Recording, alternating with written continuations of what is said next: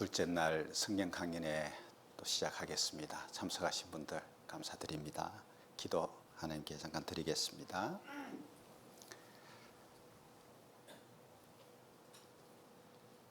천지 만물을 능력으로 창조하시고 하나님의 형상대로 사람을 지으신 하나님,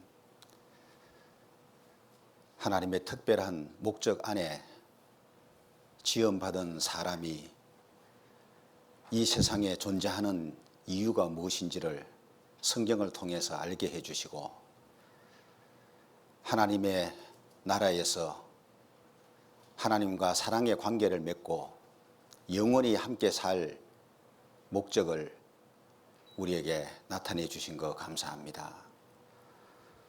아직 하나님을 떠나 인생을 보내고 있는 사람들에게 성경을 통해서 하나님이 찾아오시고 또 만날 수 있는 길을 열어놓으신 것을 감사합니다. 착하고 좋은 마음으로 말씀을 듣고 그 말씀을 마음에 간직해서 영생에 이르는 열매로 결실할 수 있도록 도와주시기를 바랍니다. 하루하루 배우는 하나님 말씀이 각 사람 마음에 잘 심겨져서 열매 맺을 수 있도록 도와주옵소서. 인간의 사사로운 생각으로 하나님의 진리를 외면하거나 가볍게 여기는 자들이 되지 아니하고 진지한 마음으로 성경을 배우고 또 확실한 증거를 통해서 성경을 배울 때에 성경을 사실로 하나님의 진리로 마음에 받아들일 수 있도록 도와주시기를 바랍니다.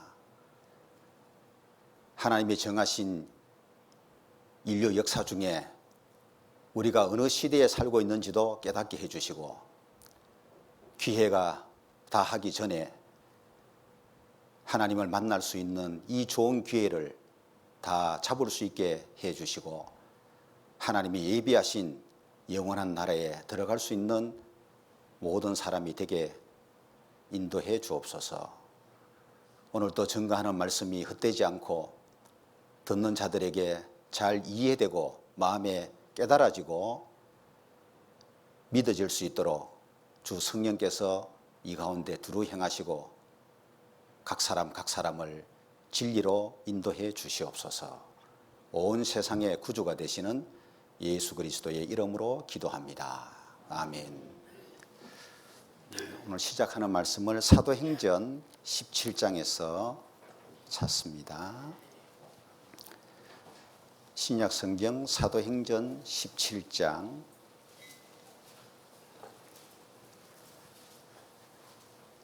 사도행전 17장 24절부터 보겠습니다.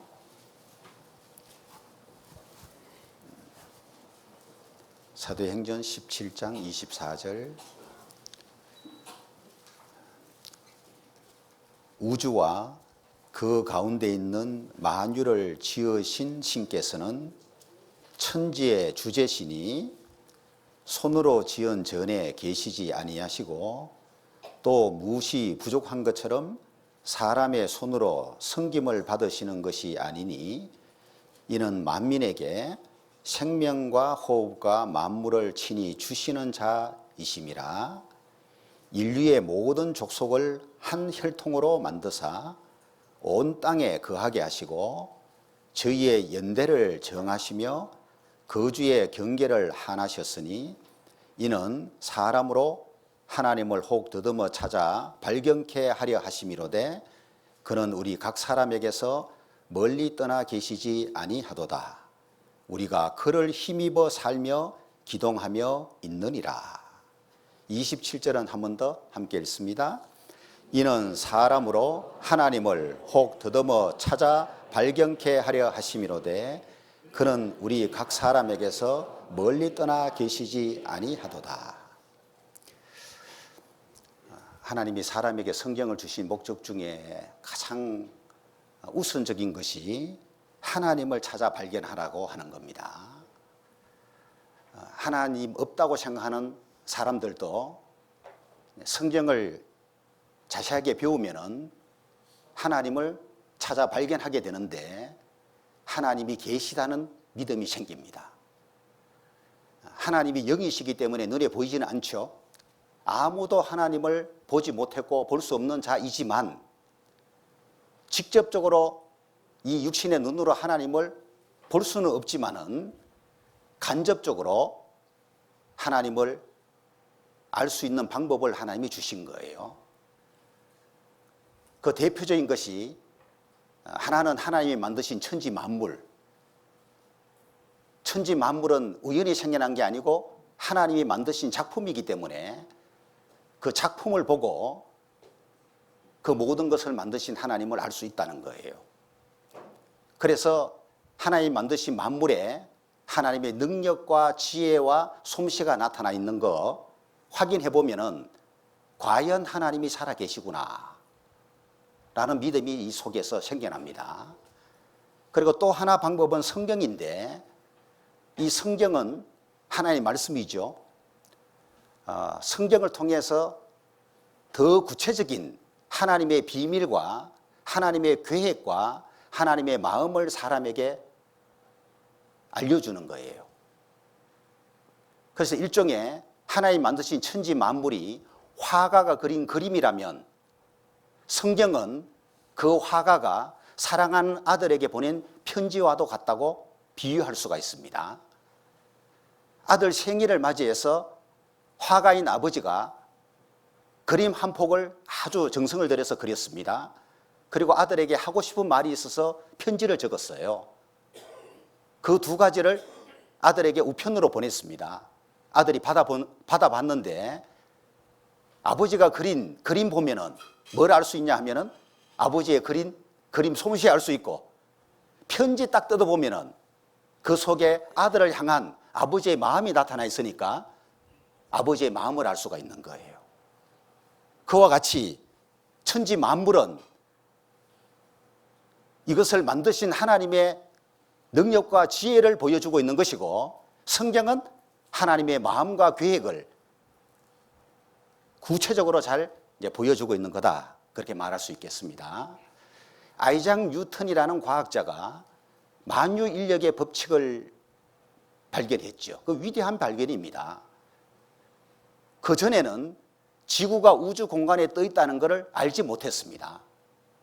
성경에는 지구가 땅 지구가 우주 공간에 떠 있다는 것을 기록하고 있는데 만유인력의 법칙을 발견하기 전까지는 말도 안 되는 것으로 여겼습니다. 그런데 뉴턴이 인력의 법칙을 발견한 이후에 비로소 알게 된 거예요. 자, 뉴턴이 그런 만유인력의 법칙을 발견한 것보다도 더 큰 발견이 뭐냐 하면은 창조주 하나님을 발견한 사람입니다. 어제도 뉴턴 잠깐 말씀드렸잖아요.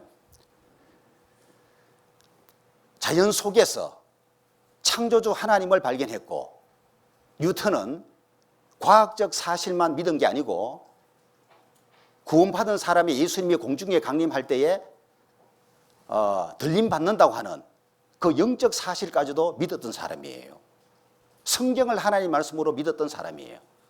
그래서 자연과 성경 안에서 창조자이신 하나님을 찾아 발견했던 사람이 아이작 뉴턴인데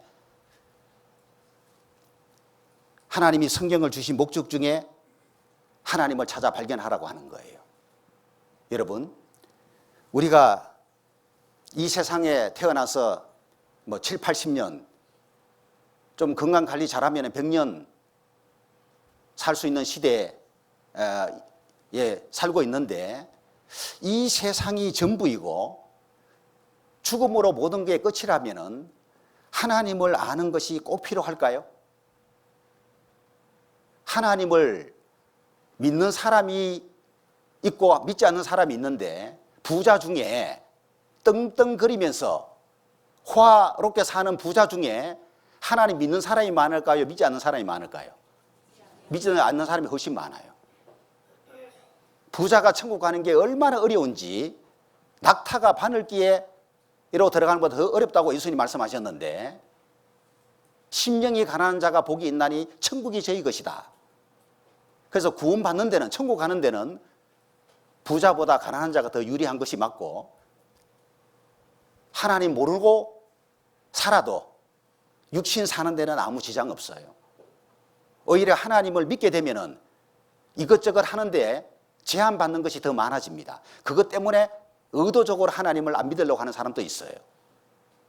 왜? 하나님 믿고 교회 다니면은 하고 싶은 거 마음대로 못 한다고 생각하고 있는 거예요.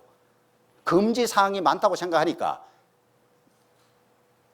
특히 젊은 사람들 막 인생 즐기면서 살아야 되는데 그거 마음대로 못 한다는 생각을 하니까 마음을 딱 닫고 성경 배우자 그러면 거부하는 경우들도 있거든요. 사실 하나님을 모르고 살아도 육신 사는 데는 큰 지장이 없습니다. 여러분, 여기에 엄지손가락만한 다이아몬드 하나 하고 머리만한 고구마 하나 하고 둘 중에 하나를 선택하라면 어느 거 선택하랍니까? 예? 당연히 다이아몬드를 선택하겠죠. 이거 한번 보실래요? 봐요. 진짜 머리만한 고구마가 있더라니까요. 모자 씌우는 거 봐봐요. 크기로 보면은 이 고구마가 훨씬 크지만, 그죠? 왜 고구마를 선택하지 않고 다이아몬드를 선택할까요? 다이아몬드가 훨씬 가치가 높다는 걸 알기 때문에 그래요. 그래서 100명이면 100명 다, 10,000명이면 10,000명 다 다이아몬드를 선택할 거예요. 그 일반적으로는 다 그런 거예요. 그런데 만약에 여러분들이 타고 가다가 배가 표류해서 무인도에 정착했다고 생각해 봐요. 먹을 게 하나도 없어요. 굶어 죽을 상황이에요. 그 상황에서 둘 중에 하나 선택하려면 어느 거 선택하랍니까? 당연히 고구마 선택하겠죠. 다이아몬드 아무 소용이 없어요. 지금 굶어 죽게 생겼는데 뭘 먹을 게 필요해. 요 고구마 조금씩 먹고 구조받을 수 있는 길이 있다 그러면은 당연히 고구마를 선택해야 되지 다이아몬드를 선택하지 않겠죠. 봐요. 일반적인 경우에는 당연히 다이아몬드가 머리만한 고구마보다도 훨씬 가치가 있는 거 맞지만은 죽을 상황에 처해지면은, 굶어 죽을 상황에 처해지면은 그렇지 않다고 말이에요. 뭘 말할까요? 이 세상이 전부고 육신 사는 것이 전부라면은 하나님 모르고 살아도 괜찮은데, 언제 하나님을 아는 사람하고 모르는 사람이 결정적으로 차이가 있는지 아십니까? 어제도 배웠잖아요. 하나님은 심판하시리라. 죽음 건너편에 딱 갔을 때에 심판이 있는 거예요. 하나님을 확실하게 깨닫고 죽음을 건너가서 하나님 만난 사람하고 전혀 하나님을 알지 못하고 믿지 않고 부정하면서 살다가 하나님 만난 사람하고 운명이 다른 거예요. 영원한 운명이 판가름 나는 거예요. 그래서 여러분 좀 뭐가 중요한지를 생각해보는 것이 필요하고 좀 고민을 해보는 게 필요해요. 이 영상을 하나 보여드리겠습니다. 성경을 배우는 이유 중에 하나라고 할 수 있는데 보시죠. 소리가 안 나오네. 성경을 배우는 이유. 사람은 태어나서 죽을 때까지 크고 작은 많은 목표와 계획을 세우고 그것을 이루기 위해 노력하며 살아갑니다. 인생에 목표가 없는 사람이더라도 살아가는 가운데 부분적인 작은 목표들을 세우기 마련입니다. 이처럼 사람은 동물과 달리 아직 자기에게 일어나지 않은 일들에 대해 상상하고 여러 가지 계획을 세우는데, 그 이유는 바로 사람이 동물과는 다른 영적인 존재로 창조되었기 때문입니다. 이렇게 끊임없이 생각하는 인생 가운데 가장 중요한 것은 무엇을 생각하느냐 하는 것입니다. 우리는 살면서 꼭 한 번 무엇을 생각해야 할까요? 무엇을 고민해야 할까요? 그것은 바로 로댕의 작품 지옥의 문 위에서 고민하는 생각하는 사람처럼 나는 언젠가 죽음을 맞이하고 그 이후는 어떻게 될 것인가? 라는 문제일 것입니다. 우리를 창조하신 하나님은 성경을 통해 그 답을 알려주고 계십니다. 너희가 성경에서 영생을 얻는 줄 생각하고 성경을 상고하거니와 이 성경이 곧 내게 대하여 증거하는 것이로다. 명확한 답이 성경에 있으며 많은 위인들 또한 성경을 통해 답을 얻고 인생의 문제를 해결했습니다. 죽음, 그 이후에 대한 답을 주고 있는 성경을 확인한다면 당신도 그 영원한 행복에 대한 답을 찾을 수 있습니다. 죽음 이후의 문제가 해결돼야지 참된 행복을 얻게 되는 거예요. 자, 시작할 때 읽었던 말씀 사도행전 17장 24절부터 잠깐 보죠. 이제 성경 안에 사람이 알아야 될 하나님이 소개가 되고 있는 겁니다. 사람 나름대로 막 생각해서 하나님이 이런 분이다 저런 분이다 하는 게 아니고 성경 자체에서 하나님이 어떤 분인지를 알려주고 있는데 24절 우주와 그 가운데 있는 만유를 지으신 신께서는 천지의 주재신이 손으로 지은 전에 계시지 아니하시고, 이거 좀 중요하니까 제가 칠판에 적어서 설명을 하겠습니다. 사람들이 하나님을 생각할 때에 불교의 부처님처럼 기독교의 하나님, 종교적 대상으로 생각하는 거, 그거 버려야 된다는 거 어제 말씀을 드렸고, 성경에서는 하나님을 누구로 소개하고 있냐면은 우주와 그 가운데 있는 만유를 지으신 신이다. 우주 만물을 창조한 신이다 라고 소개하면서, 그래서 성경의 하나님은 천지의 주제다, 천지의 주제다, 주인이고 임금이다, 그런 뜻이에요. 그래서 주는 주인을 가리키는데 소유권을 의미하는 거예요. 우주 만물을 하나님이 창조했기 때문에 누구 거냐? 하나님 거다, 그 말이에요. 쟤는 임금을 가리키는 거니까, 임금은 나라를 통치하는 사람이잖아요. 통치권을 설명하는 거예요. 우주 만물을 하나님이 통치한다, 이런 의미예요. 그 지금 우주 만물의 소유가 하나님이고 하나님이 통치하기 때문에 지금 우주 만물이 운행되고 있는 거예요. 이 우주 만물을 창조한 하나님이 무엇이 답답해서 사람이 손으로 지은 건물 속에 갇혀 살겠냐, 그 말입니다. 이 당시에 그리스 아테네에 파르테논 신전이 있었거든요. 세계 보물 1호입니다. 그 당시 그리스 사람들은 신에 대한 개념을 사람들이 만든 그 신전 속에 신이 있다고 생각하고 신을 모신다고 제사 드리고 그랬던 거예요.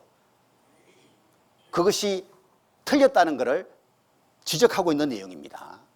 오늘날 사람들이 뭐 성당이든지 이런 교회당이든지 지어놓고, 그죠? 그 속에 뭔가 하나님이 계시는 것처럼 여기는 거, 그것도 안 맞는 거예요. 그리고 25절에 또 무엇이 부족한 것처럼 사람의 손으로 섬김을 받으시는 것이 아니니 이는 만민에게, 모든 사람에게 뭘 주시는 분이냐? 생명을 주시고 호흡을 주시고 만물 모든 것을 주시는, 모든 걸 주시는 자다, 그 말이에요. 하나님이 사람에게 생명을 주신 분이에요. 창조자니까. 호흡 주셨기 때문에 우리가 지금 숨 쉬고 있는 거예요. 당장 이 지구에 공기 하나님이 걷어가 버리면은 5분에 안에 우리는 다 죽습니다. 숨 못 쉬고. 사람이 생존에 필요한 모든 것 하나님이 주고 있기 때문에 그거 먹고 사는 거예요, 지금.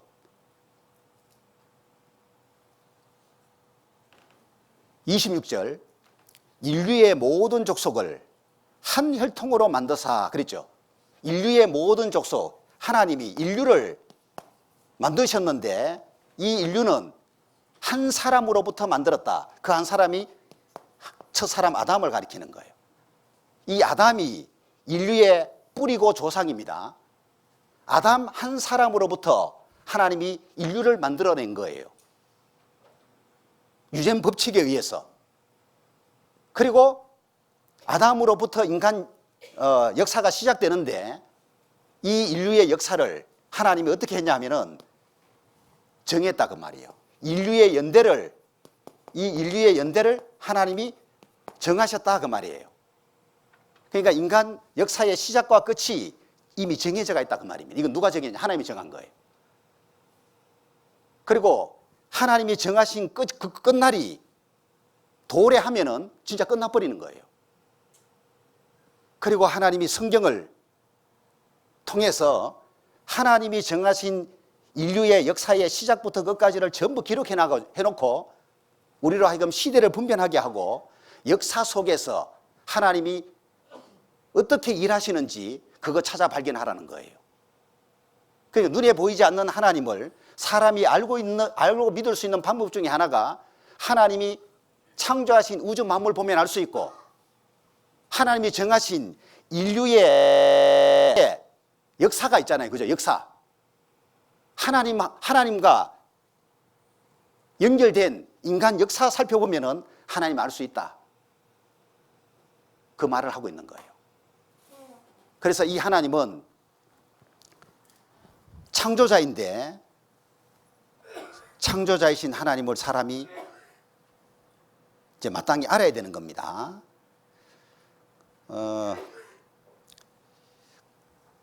여기를 한번 보시면은 왜 자손은 어버이를 닮나? 자식은 부모 닮잖아요. 그죠? 그 이유가 뭐냐 하면은 유전 때문에 그래요. 선대의 모습과 기능이 후대에 전해지는 생물학적 현상을 유전이라고 말하는데 이 유전 법칙을 하나님이 창조한 겁니다. 그래서 한 사람으로부터 인류가 만들어지는 것이 가능한 것이 이 유전 법칙 때문에 그런 거예요.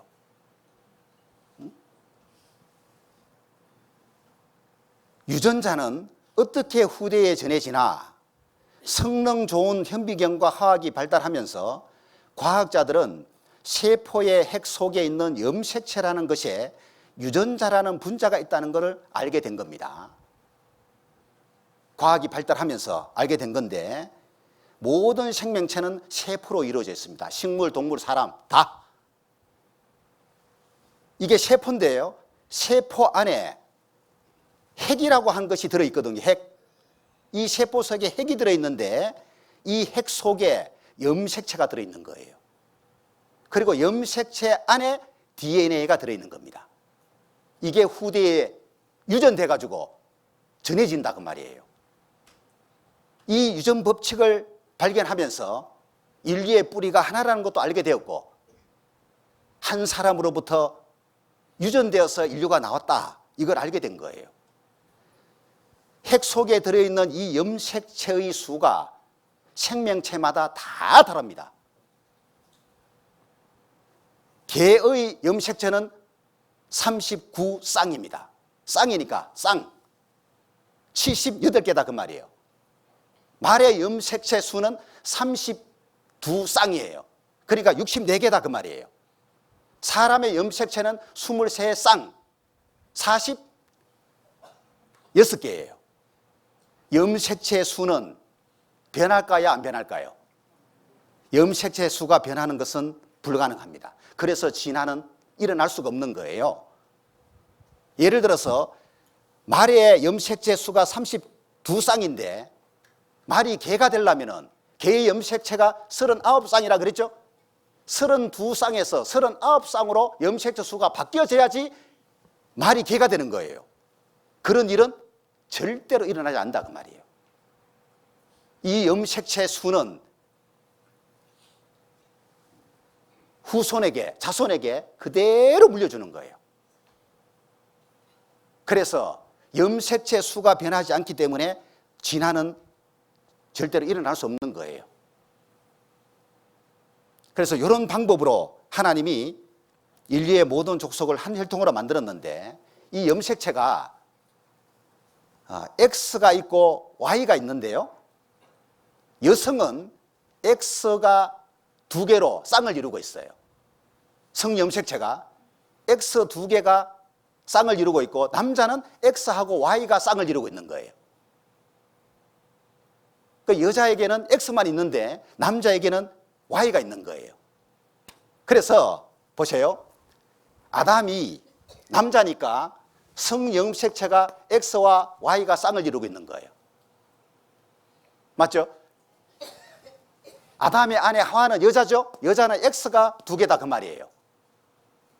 이제 아담 하와를 통해서 자식이 나옵니다. 아담 하와가 잠자리 해가지고 아들을 낳았습니다. 그럼 이 아들이 염색체가 X와 Y를 가지게 되는 거예요. 아버지 거 하나, 어머니 거 하나 물려받는 거예요. 그래서 한 쌍을 이루는 거예요. 딸을 낳았습니다. 아담 하와가. 그러면은 아버지 거 X를 물려받고 엄마 거 X 물려받아서 X가 두 개로 쌍을 이루고 있는 거예요. 이런 유전 법칙 따라서 아담으로부터 인류가 만들어졌다 그 말입니다.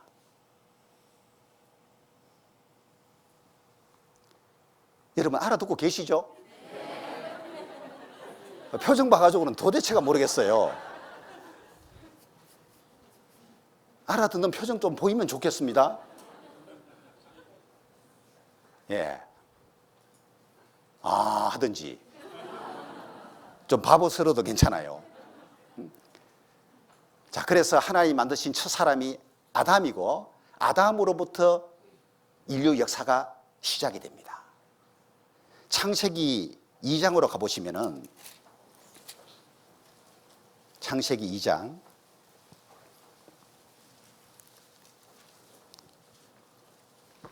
1절에 천지와 만물이 다 이루니라 완성을 말합니다. 천지 만물 하나님의 계획대로 완성되었고, 그리고 이제 7절에는 아담 만드시는 장면을 기록하고 있어요.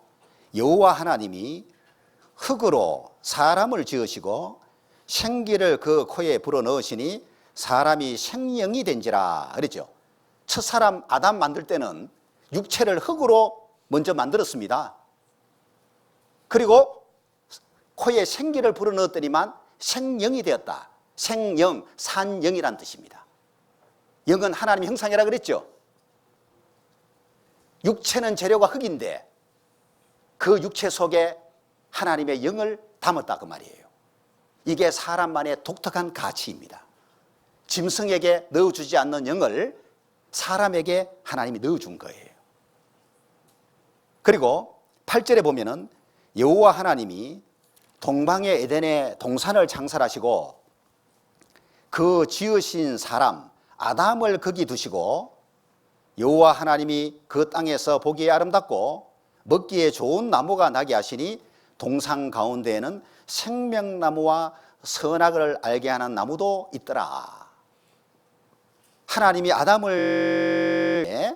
아담에게 큰 선물을 주셨는데 사랑을 표현한 거예요. 하나님이 그 선물이 뭐라고요? 에덴이라는 지역에 동산 만들어 준 거예요. 그래서 일명 에덴 동산이라고 그렇게 부르는데 들어보셨을 거예요. 교회 안 다니는 사람들도. 그런데 교회 다니는 많은 사람들조차도 이게 동화 속의 얘기인 줄 알아요. 그리고 뭔가 천국에 관한 어떤 그런 비유적인 것으로만 여기는데 에덴 동산이 천국의 그림자인 건 맞지만은 이거는 실제입니다. 이 땅에 아담 때에 실제 존재했던 역사예요. 하나님이 아담을 위해서 에덴에 동산을 만들어 주셨는데 너무너무 아름다운 동산이었습니다. 거기에 하나님이 온갖 종류의 동물들, 식물 동물들 두고 그 동물들의 암수, 이름을 아담으로 하여금 다 짓게 하신 거예요. 자, 그런데 이 동산 가운데에 중앙에 말이죠, 생명나무가 있고 선악을 알게 하는 나무가 있었습니다. 생명나무에 맺힌 열매가 있고 선악을 알게 하는 나무에서 맺히는 열매가 있는 거예요. 15절을 보죠. 여호와 하나님이 그 사람 아담을 이끌어 에덴 동산에 두사 그것을 다스리며 지키게 하시고, 출입자가 있으니까 지키게 한 거죠. 여호와 하나님이 그 사람 아담에게 명하여 가라사대 동산 각종 나무의 실과는 내가 임의로 먹되 선악을 알게 하는 나무의 실과는 먹지 말라. 내가 먹는 날에는 정령 죽으리라 하시니라. 그랬단 말이에요. 에덴 동산에는 많은 과목이 있었는데 여러 종류의 과일을 맺히는 나무가 있었는데 네가 먹고 싶은 대로 다 따먹어라. 자유다, 네 자유다. 그러나 단 하나, 선악을 알게 하는 나무에서 맺히는 그 실과 열매는 먹지 말라. 먹는 날에는 너 반드시 죽는다 라고 경고한 거예요. 이게 일종의 선악과를 하나님이 먹지 말라고 이제 경고하신 건데, 이 후에 하나님이 아담에게 짝이 없는 걸 보고 독처하는 것이 좋지 않아 가지고 아담을 깊이 잠들게 한 후에 아담 갈빗대를 취해서 짝을 만들어줘요. 아내를 만들어줘요. 그 아내 이름이 하와입니다. 그리고 이 하와는 하나님께로부터 직접 들은 것이 아니죠.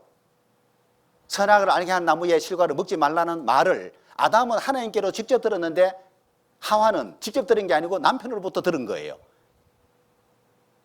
그리고 일정 기간 지났는데 하나님 먹지 말라고 하는 이 선악과를 먹으라고 유혹하는 누군가가 나타났습니다. 자, 여기는 이제 뱀으로 표현됐는데 여기 일종의 사단이고 마귀입니다. 3장 보시죠. 4절 보면은 뱀이 사탄입니다. 여자에게 이르되 너희가 결코 죽지 아니하리라. 반대되는 말을 하고 있죠. 하나님은 반드시 죽을 거라고 말했는데 요 뱀 마귀는 결코 죽지 않을 거라고 거짓말을 해요. 여기에 속아 넘어가 버린 겁니다. 5절 너희가 그것을 먹는 날에는 너희 눈이 밝아 하나님과 같이 되어 선악을 알 줄을 하나님이 아심이니라. 여자가 그 나무를 본즉 먹음직도 하고 보암직도 하고 지혜롭게 할 만큼 탐스럽기도 한 나무인지라 여자가 그 실과를 따먹고 자기와 함께 한 남편에게도 주매 그도 먹은지라 그랬어요. 하와가 따먹은 것은 문제가 되지 않습니다. 하나님이 먹지 말라고 말씀하신 것은 아담이지 하와가 아니에요. 그런데 아담 안에 하와가 혼자 먹고 끝낸 거 아니고 자기 남편에도 그걸 줘가지고 남편 아담도 그걸 먹어버린 거예요. 순종입니까? 불순종입니까? 불순종했죠. 하나님 먹지 말라고 분명히 말씀하셨는데 먹었으니까 불순종이잖아요. 그래서 큰 문제가 생긴 겁니다. 이게 최초의 사람 아담이 에덴 동산에서 하나님 말씀을 따르지 않고 거역하는 불순종하는 죄를 지은 거예요.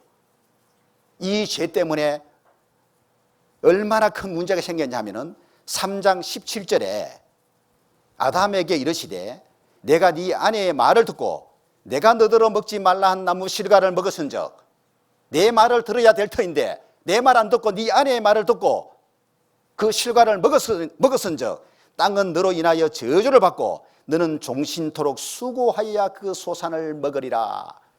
아담의 범죄로 말미암아 땅이 저주받았다.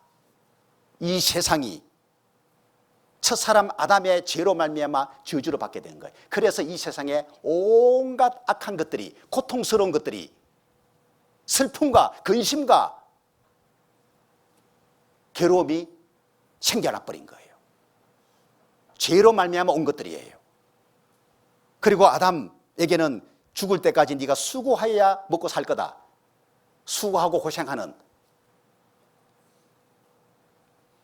우리 시대에 먹고 사는 그 참 쉽지 않잖아요. 그죠? 너무너무 고생하면서 먹고 사는 시대가 돼버린 거예요. 자, 그래서 이 문제를 좀 생각을 해보겠습니다.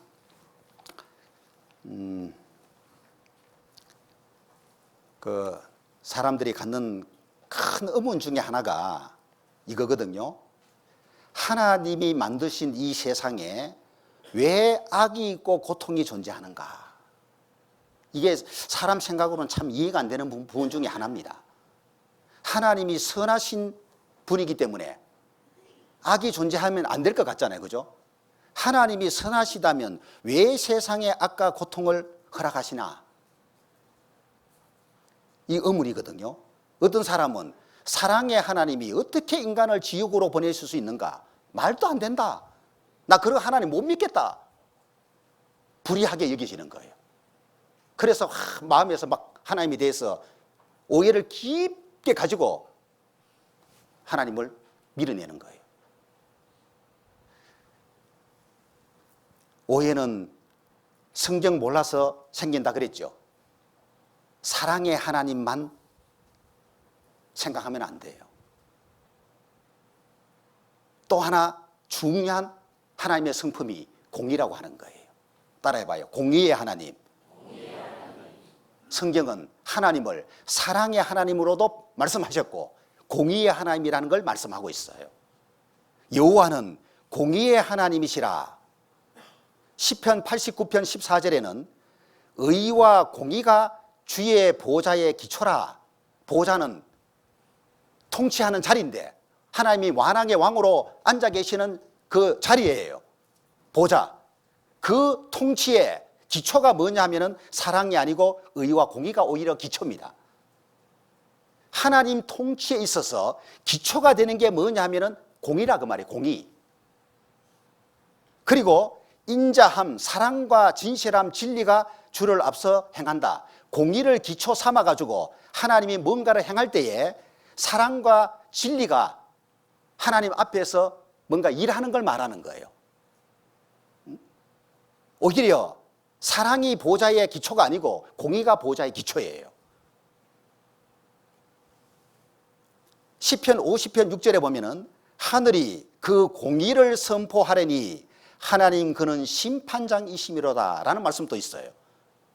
하나님을 자꾸 막 사랑의 하나님 이것만 생각하면은 오해 풀기 어렵습니다. 하나님은 공의의 하나님이고 그래서 공의대로 죄가 드러나면은 심판하시는 심판장이다 그 말이에요. 시편 7편 11절에도 하나님은 의로우신 재판장이시며 그랬죠. 그래서 매일 분노하시는 하나님이시로다. 인간들이 죄를 지으니까 그걸 보고 계신 하나님이 재판장으로서 분노한다 그 말이거든요. 이런 말씀들이 성경에 있기 때문에 이게 죄를 하나님이 눈 감아 넘기는 분이 아니고 용서하는 사랑도 분명히 있지만은 죄에 대해서만큼은 또 심판하시는 분이라는 걸 깨달아야 되는 거예요. 자, 그런데 예레미야 3장 33절에 보면은 함께 읽습니다.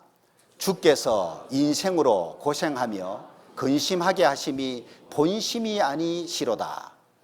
사람이 죄를 지어서 하나님이 공의로 그죠? 벌을 내릴 수밖에 없었다 그 말이죠. 그래서 고생이 있고 근심하는 문제가 생겼는데 본심이 아니다 그 말은 하나님이 그거 즐기는 게 아니에요. 그렇게 하고 싶지 않지만 할 수밖에 없는 이유가 있는 거예요. 자식이 철이 없어서 부모 심정을 이해 못할 때는 자기가 잘못한 것이 있더라도 안 때리면 좋겠죠. 그죠? 근데 부모는 아프도록 때리는 경우가 있죠. 그 아프도록 때리는 것이 본심은 아니잖아요. 그죠? 자식 잘 되라는 그 이유 때문에 때리는 것이 있듯이 하나님이 인생에게 고생을 주고 근심 준 거 사실 본심은 아니에요. 그런데 이렇게 할 수밖에 없는 이유가 있습니다. 예레미야 2장 19절에 보면은 악이라고 하는 것이 뭔지를 말하는데 내 악이 너를 징계하겠고 내 폐역이 너를 책할 것이라 그런즉 내 하나님 여호와를 버림과 내 속에 나를 경외함이 없는 것이 악이요 고통인 줄 알아라고 말씀했어요. 하나님이 세상을 창조했을 당시에, 아담을 만들었을 당시에는 이 세상에 악도 없고 고통이 없었습니다. 그런데 왜 악과 고통이 생겨났냐? 네 하나님 여호와를 버린 것, 그게 악이고 고통이다. 에덴 동산에서 하나님께 불순종한 것이 일종의 하나님을 버린 것이 되는 거예요. 하나님을 경외함이 없었기 때문에 자기 아내의 말 듣고 먹어버린 거예요. 하나님을 공경하는 마음, 두려워하는 마음이 있었다면 안 먹었을 텐데, 그래서 악과 고통이 생겨난 거다. 죄 때문에. 고 이병철 회장이 남긴 질문 중에 이런 것이 있어요. 신이 인간을 사랑했다면 왜 고통과 불행과 죽음을 주었는가? 이해가 안 됐기 때문에 이 질문을 남겼는데, 이유는 죄 때문입니다. 그러니까 왜 그러면 우리로 하여금 죄를 짓도록 내버려 두었는가? 하나님이 죄 안 짓도록 딱 막으시면 되지. 왜 아담이 선악과 안 먹도록 내버려 뒀냐 그 말이에요. 그리고 또 선악과를 안 만들었으면 안 먹을 일도 없었을 것이고, 안 먹었으면 죄도 안 지었을 거고, 죄 안 지었으면 심판받을 일도 없고, 그죠? 그럼 벌 받을 일도 없고 문제가 하나도 안 생길 텐데, 왜 선악을 알게 하는 나무 만들어가지고 그걸 따먹도록 마귀가 와서 유혹을 하고 그걸 기어코 또 따먹게 만들어서 죄를 짓게 하고 심판받고 지옥 가는 문제가 생기게 하느냐 그 말이에요. 복잡스럽게 말이에요. 이렇게 따지는 분이 있더라니까요. 제가 성경 배울 때는 이런 거 생각도 안 했는데, 요즘 사람들은 안 믿을 구실을 자꾸 찾는 것 같아. 생각 안 해도 될 것까지도 자꾸 생각하는 사람들이 점점 많아지는 것 같아요. 그래서 성경 강연회 때 이걸 지금 다루고 있는 거예요. 이 부분이 걸려가지고 하나님을 마음에서 받아들이지 못하는 사람이 있을까 싶어서 그런 거예요. 그래서 사람이 일생을 사는 동안에 이제 죄를 짓잖아요, 그죠? 이 죄의 무게가 엄청난 거예요. 평생을 따라다닙니다. 인생을 갉아먹는 벌레 같은 존재예요. 잎을 갉아먹는 벌레처럼 죄는 우리 인생을 갉아먹습니다. 자, 동상 중앙에는 생명나무와 선악을 알게 하는 나무가 있었는데, 하나님이 선악과를 먹지 말라고 말씀했지만은 아담의 아내 여자가 그 실과를 따먹고 자기와 함께한 남편에게 줘가지고 남편인 아담이 이거 먹어버린 거예요. 아내만 먹었으면 문제가 안 되는데 남편 아담이 이걸 먹어버린 거예요. 그래서 불순종의 죄를 짓게 된 거고, 이것 때문에 문제가 생겼는데, 하나님은 분명히 먹지 말라고 말씀했는데 마귀가 나타나서 먹으라고 반대되는 말을 했다 그 말이에요. 하나님이 죽을 거라 그랬는데 죽지 않을 거라고 거짓말을 한 거예요. 이 뱀이 정체가 요한계시록 12장 9절에 나옵니다. 요한계시록에는 이 마귀 사단을 용으로 비유했는데, 옛뱀 그랬죠. 옛뱀. 에덴 동산에서 하와를 유혹했던 그 뱀을 가리켜요. 정체가 누구예요? 마귀라고도 하고 사단이라고 하는 온천하를 꿰는 자다. 유혹하는 자다 그 말이에요. 마귀는 사람을 유혹해서 죄짓게 만드는 존재예요. 그래서 실패하게 만들고 심판받게 만들고 지옥 끌고 가게 하려고 하는 거예요. 그럼 마귀는 왜 존재하느냐? 그럼 마귀는 또 하나님이 만들어서 존재하느냐? 또 이렇게 돼 또. 여러분, 유다서 1장 6절에 보면은 마귀의 정체, 실체가 나오는데, 자기 지위를 지키지 아니하고 자기 처소를 떠난 천사들을 큰 날의 심판까지 영원한 결박으로 흑암에 가두셨다는 표현이 나오거든요. 원래 천사였는데, 천사는 부리는 영, 종입니다. 종, 하나님이 종으로 만든 영적 존재인데, 이 천사가 자기 지위, 자기가 있어야 될 종의 자리, 그거 지키지 않고 하나님과 같이 달라고 도전하는 일이 있었습니다. 천상에서. 이 범죄한 천사들을 하나님이 심판해가지고 잡아 가두려고 만든 곳이 지옥이에요. 그 지옥이 캄캄한 곳이기 때문에 흑암으로 표현한 거고, 베드로후서 2장 4절에는 하나님이 범죄한 천사들을 용서치 아니하시고 지옥에 던져 어두운 구덩이에 두어 심판대까지 지키게 하셨으며, 범죄한 천사들, 이게 바로 마귀고 사탄이다 그 말이에요. 이들을 잡아 가두려고 만든 곳이 지옥이에요. 지옥은 사람 보내려고 만든 곳이 아닙니다. 타락한 천사, 범죄한 천사, 마귀, 사단 가두려고 만든 곳이 지옥이에요, 원래. 그래서 에덴 동산에서 이 마귀가 하와를 유혹했다 그 말이죠. 그래서 죄를 짓게 만든 거예요. 하나님이 인간을 사랑했다면 왜 선악과를 만들어 세상에 악과 고통, 재앙과 죽음이 생기게 했나? 자, 이 선악과가 마치 하나님이 크게 실수한 것처럼 사람들에게 여기는데 제가 설명을 드려볼게요. 잘 들어보세요.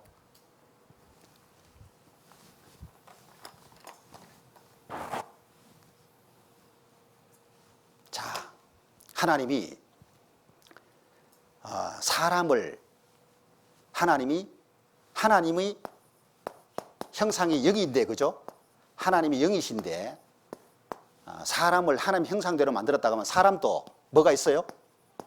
하나님의 형상인 영을 가지고 있다는 걸 말하죠. 왜 하나님 형상을 사람에게 담아주셨냐면은 하나님과 사람이 영적으로 관계 맺기 위한 거예요. 무슨 관계냐? 사랑의 관계입니다. 하나님이 영적으로 사람과 사랑의 관계를 맺기를 원하는 거예요. 사랑의 관계를 맺고 어디에서? 천국에서. 사랑의 관계를 맺어서 천국에서 함께 영원히 살고 싶은 목적 가지고 사람을 창조한 거예요. 요거부터 이해해야 돼요. 자, 하나님이 사람을 창조한 목적은 사랑의 관계를 맺기 위한 거다. 자, 이해됐죠? 자, 이 사랑의 관계를 맺으려면은 여러분 반드시 사랑의 속성에 부합이 돼야 돼요. 일치가 돼야 된다 그 말이에요. 자, 사랑의 관계를 맺는 데 있어서 이 사랑의 속성에 불일치되는 단어가 몇 가지가 있습니다. 불일치되는 단어가 뭐냐 하면은 자, 강제, 조종, 일방성, 또 불신, 이런 단어들은 사랑의 관계 맺는 데 있어서 불일치되는 속성들이에요. 맞죠? 자, 사랑의 속성에 일치되는 단어 몇 가지를 적어 보겠습니다. 자유의지, 선택, 그리고 쌍방성, 쌍방통행이라 그 말이죠. 그리고 신뢰 또는 믿음입니다. 보세요. 불일치되는 단어하고 일치되는 단어하고 딱 구분되시죠? 자, 하나님이 사람 만든 목적이 사랑의 관계를 맺기 위한 거라는 걸 딱 기억을 하고 사랑의 관계 맺기 위해서는 사랑의 속성이 일치가 돼야 된다 그 말이에요. 그래서 하나님이 아담에게 처음부터 자유의지를 넣어주셨고 사랑의 관계 맺는 거는 일방통행이 아니고 쌍방통행이니까 아무리 하나님이 아담을 사랑해도 소용없어요. 쌍방통행이니까 아담도 하나님을 사랑해야 돼요. 맞습니까? 사랑해본 분들 아시죠? 짝사랑은 소용없다 그 말이에요. 혼자 사랑하는 것이 무슨 관계 맺는 거예요? 나도 그 사람 사랑하고 그 사람도 나를 사랑해야지 사랑의 관계가 맺어지는 거예요. 그래서 하나님이 아담을 사랑하는 것은 틀림없는 사실이잖아요. 그 사랑을 말로만 한 게 아니고 에덴에 동산 만들어줘서 지금 표현했잖아요. 나 너 이렇게 사랑한다. 너는 어떤데? 네 마음은 어떤데? 하나님이 사람 마음 다 알죠. 그러나 행동으로 보고 싶어 한 거예요. 그 방법으로 사용한 게 뭐예요? 선악과를 통해서 테스트한 거예요. 아담이 정말 하나님을 사랑하는 마음이 있다면 하나님 말 들어야 돼요? 안 들어야 돼요? 들어야 돼. 그래서 선악과에 독이 있어서 먹으면 죽는다는 뜻이 아니고 하나님 말씀 어기면 문제 생긴다 그 말이에요. 선악과를 딱 통해서 아담의 마음을 하나님이 테스트한 거예요.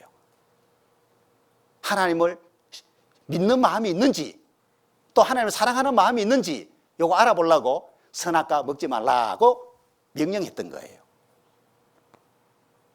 그래서 선악과 만든 거예요. 그런데 선악과를 아담이 먹음으로 말미암아 뭐가 드러났어요? 아담이 자기 아내의 말은 믿으면서 하나님의 말씀은 안 믿었잖아요.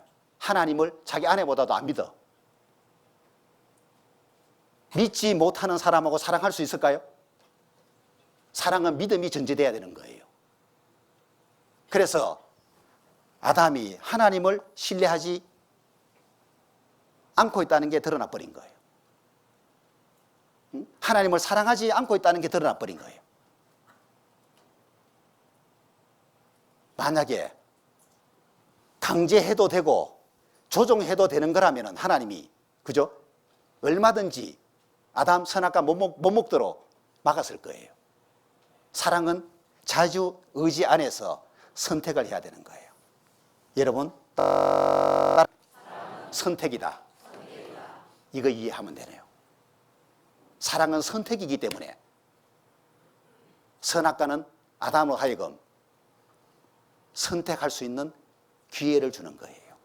사랑은 선택입니다. 강제된 사랑은 사랑이 아닌 거예요. 이 세상에 남자 여자가 결혼하는 것도 사랑 없는 결혼하는 경우들 있고 그죠? 원치 않는 결혼하는 경우 있잖아요. 이 결혼 반지인데 남편하고 아내가 지금 덩치고 있는 거예요, 지금. 응? 결혼했는데 이들은 사랑 없는 결혼을 한 거고 원치 않는 결혼을 한 거예요. 하나님은 이런 결혼 원하지 않습니다. 이거는 법적으로 부부가 됐다 할지라도 진정한 의미에서 사랑의 관계를 맺었다고 하기는 어려운 거예요. 하나님은 이런 만남을 우리에게 요구하지 않습니다.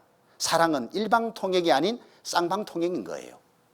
사랑은 일방통행이 아닌 쌍방통행이다. 나만 그녀에게 잘하는 것이 아니라 그녀도 나에게 잘해야 비로소 서로 진짜 사랑에 빠졌다고 할 수 있다. 쌍방통행이기 때문에. 그리고 사랑은 선택입니다. 하나님은 사람들이 범죄하는 길을 선택하지 못하게 만드실 수도 있었겠지만 그랬다면 사람들은 하나님을 사랑하겠다고 선택할 기회도 갖지 못했을 것이다. 누군가를 사랑하려면 사랑하겠다고 선택할 수 있어야 한다. 왜? 강제된 사랑은 참 사랑일 수 없기 때문에 그런 거예요. 한 사례를 들어보면요. 말레이시아의 억망장자의 딸이 아버지의 유산을 상속받을 수 있는 위치에 있었던 이 딸이 유산보다 사랑을 선택한 사연입니다. 이게 실제 이야기인데요. 말레이시아의 어떤 그룹의 회장인데 그 회장 재산이 얼마나 많으냐 하면은 약 4,500억 원 정도로 추산한답니다. 아버지 재산이. 그런데 이 회장의 딸 이름이 엔젤린인데 34살인데요. 아버지가 반대하는 결혼을 기억하려고 그래요. 그래서 아버지가 기어코 네가 내 말 안 듣고 내가 반대하는 결혼을 하면은 너희에게는 더 이상 유산 상속하지 않을 거라고 그렇게 말했는데 이 엔젤린이 포기한 자산이 최소 수백억 원에서 천억대 정도 될 거라고 추산을 하는데 이거 포기해버린 거예요. 뭘 선택했다고요? 사랑을 선택한 거예요. 이 여자가 사랑한 남자가 이 사람입니다. 제가 볼 때는 뭐 별로예요. 응? 뭐 나보다 뭐 조금 더 잘생겼을까? 그런데 이 여자는 수천억 재산보다도 이 남자가 더 좋아. 사랑은 선택이에요. 네? 못 말려요 이거. 그리고 또 이런 일이 있었습니다. 이게 남편이고 아내인데 결혼하기 전에 이 신부가 아내 될 사람이 말기암에 걸려가지고 곧 죽을 상태에 있었습니다. 실제로 결혼식 치른 다음에 얼마 있다가 장례식을 치렀습니다. 곧 죽을 여자란 걸 아는데 이 여자하고 기어코 또 결혼식을 치른 거예요. 왜? 사랑은 선택이에요. 누가 이렇게 하라고 시킨 것도 아니고, 그죠? 이렇게 하겠다는 거 말릴 수도 없는 거예요. 그래서 선악과를 통해서 사람에게 막 하나님이 공경에 빠뜨리려고 하는 의도가 아니고 사랑의 관계를 맺기 위해서 참 사랑이라고 하는 것이 하나님과 사람 간에 이루어지기 위해서는 필요했던 거예요. 그래서 선악과를 통해서 하나님이 이제 아담 마음을 테스트했는데 아담이 실패를 하게 된 거예요. 창세기 3장 17절 아담에게 이르시되 네가 네 아내의 말을 듣고 내가 너더러 먹지 말라 한 나무 실과를 먹었은저 그랬죠. 아담이 누구 말 들었어요? 자기 아내 말 들은 거예요. 원래 누구 말 들어야 돼요? 하나님 말씀 드려야 되는데 자기 아내 말 듣고 선악과 먹었다는 얘기는 하나님 말씀보다 자기 아내 말을 더 믿었다는 뜻도 되고 누구 더 사랑했다고요? 자기 아내를 더 사랑한 거예요. 그래서 하나님이 아담을 합당치 않게 본 거예요. 너는 불합격이야. 이렇게 해서 인류에게 한 사람 아담의 범죄가 온 인류에게 영향을 미치게 된 거예요. 그리고 죄 때문에 이 세상 육신 사는데도 고생이 있고 근심이 있고 슬픔이 있고 온갖 악한 것들이 있고 결국 죄에 대한 심판받고 영원한 형벌 받아야 되는 문제가 생겨버린 거예요. 그런데 하나님이 아담의 실패를 그냥 방관한 게 아니고 첫사람 아담이 실패했지만은 이 실패를 회복하기 위해서 둘째 사람 예수님을 땅에 보내십니다. 그 예수님을 통해서 모든 죄를 처리해가지고 지옥 갈 사람 전부 천국 갈 수 있는 길을 열어놓은 거예요. 그래서 누구라도 예수님을 통해서 믿으면은 구원받으면은 천국 갈 수 있는 길을 열어놓은 거예요.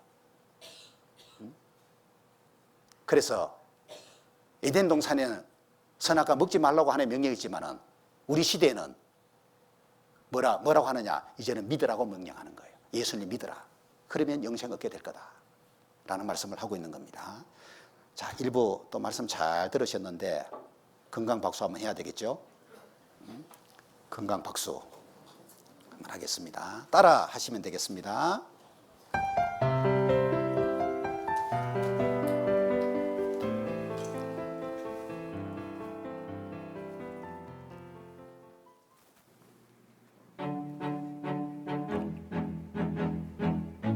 건강박수입니다. 주먹박수입니다. 주먹끼리 박수 쳐주세요. 만성 두통이나 어깨 부위 통증을 예방하는 박수입니다.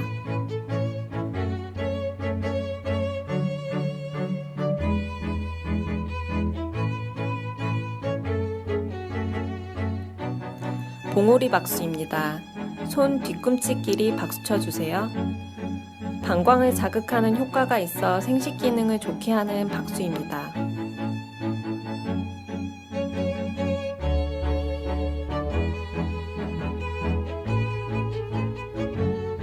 손등 박수입니다. 손등을 반대 손바닥으로 박수 쳐주세요. 요통이 있거나 척추 측만에 효과가 있는 박수입니다.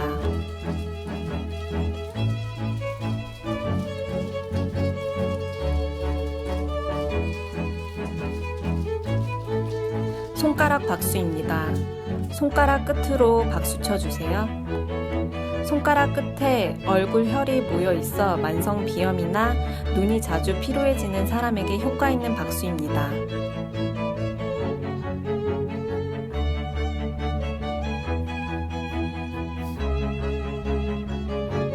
먹보 박수입니다. 주먹과 보자기를 번갈아 가며 박수 쳐주세요. 손바닥에 심장, 폐와 관련된 혈이 있어 심폐 기능을 좋게 하는 박수입니다.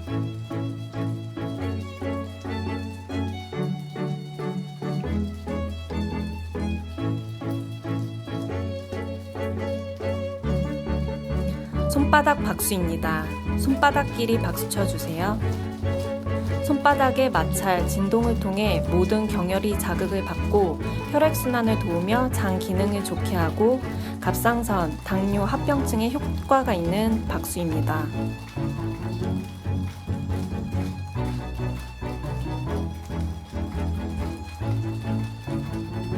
달걀 박수입니다. 손바닥을 오므려 박수 쳐주세요. 중풍과 치매 예방에 도움이 되는 박수입니다.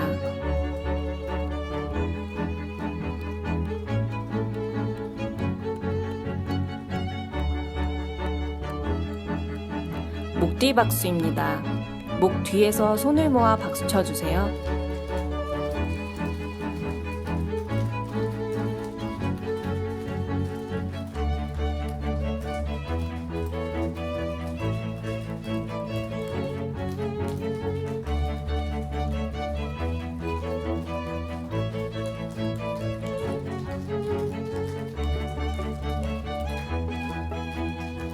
이상 건강박수였습니다. 지금까지 에덴 동산에서 있었던 사건들을 좀 배웠고요. 이제 역사적 측면에서 이런 사건들이 역사 속에 실제 했는지에 대한 증거들을 가지고 좀 살펴보도록 하겠습니다. 창세기 2장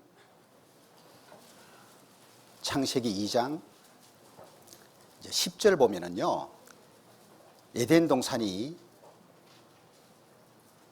실제 했는지, 그리고 에덴 동산 자리가 어디였는지를 알 수 있는 중요한 단서가 나옵니다. 그게 뭐냐면 강입니다. 강. 10절, 강이 에덴에서 발원하여 동산을 적시고 거기서부터 갈라져 네 근원이 되었으니 첫째 이름은 비손이라 금이 있는 화일라 온 땅에 둘렀으며 13절, 둘째 강의 이름은 기혼이라 구스 온 땅에 둘렀고 셋째 강의 이름은 히데겔이라 아수르 동편으로 흐르며 넷째 강은 유보라 되더라 그랬어요.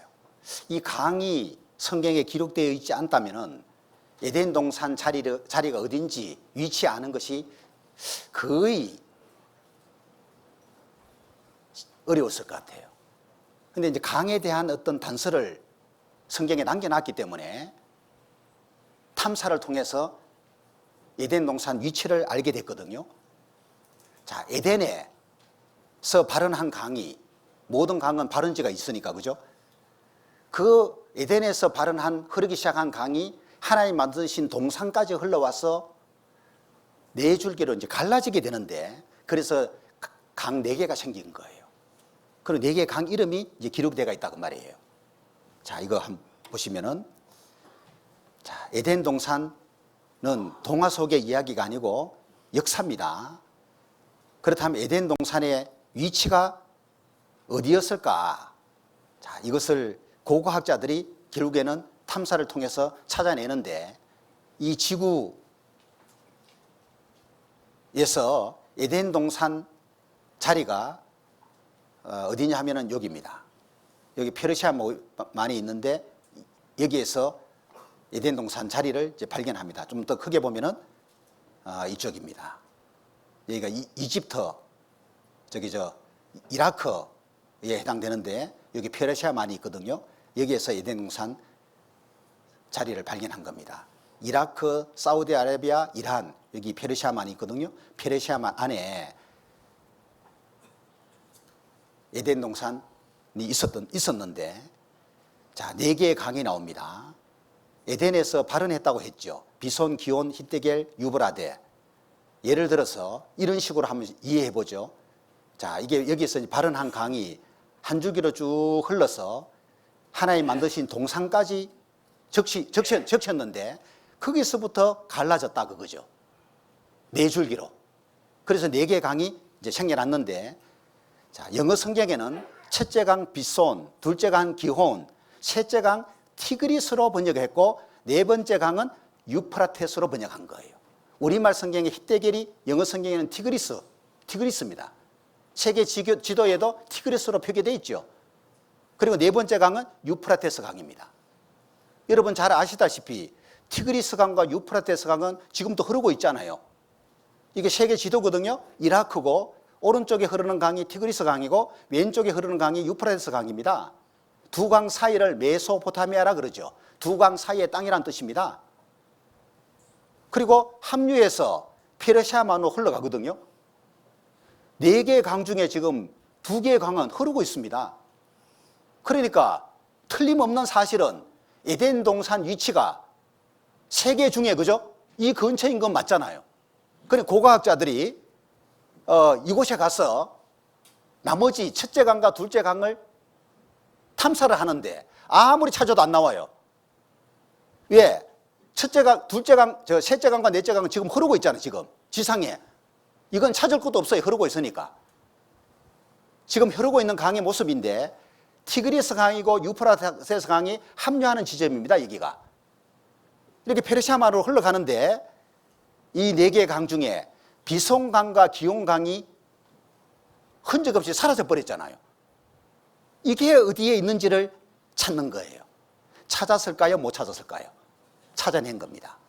찾아냈는데 땅 위에 흐르고 있는 강이 아니고 땅 속에 묻혀 있는 상태에서 찾아낸 거예요. 위에는 모래가 덮고 있습니다. 이쪽은 사우디아라비아고 이쪽은 이란이거든요. 땅속 깊이 레이더로 또는 인공위성으로 투시해서 촬영했더니만 화석한 강줄기가 드러난 거예요. 그래서 지금 흐르고 있는 두 개 강하고 땅 속에서 발견한 두 개 강하고 딱 연결해 봤더니 만나는 지점이 있죠. 그 만나는 지점이 바로 페르시아만 안에 있었던 거예요. 30년의 인공위성 기술에 의해서 이제 드디어 밝혀졌다. 그렇게 말하는데 콜롬비아호가 사막 위를 이렇게 비행하면서 그 아래를 투시해서 촬영했더니만 레이더로 놀랍게도 모래 아래에 강, 산, 계곡이 드러나는 거예요. 그러니까 모래가 덮기 전에는 강과 산과 계곡이 있었다는 거거든요. 그 모래가 덮어버린 거예요. 그럼 이 사막이 언제 생겨난 거냐? 독일의 과학자들이 말하기를 4,000년 전 사하라는 문명의 숲이었다고 말합니다. 그러니까 4,000년 전에는 사하라가 사막이 아니고 문명의 숲이었다. 울창한 산림이 있었다 그 말이에요.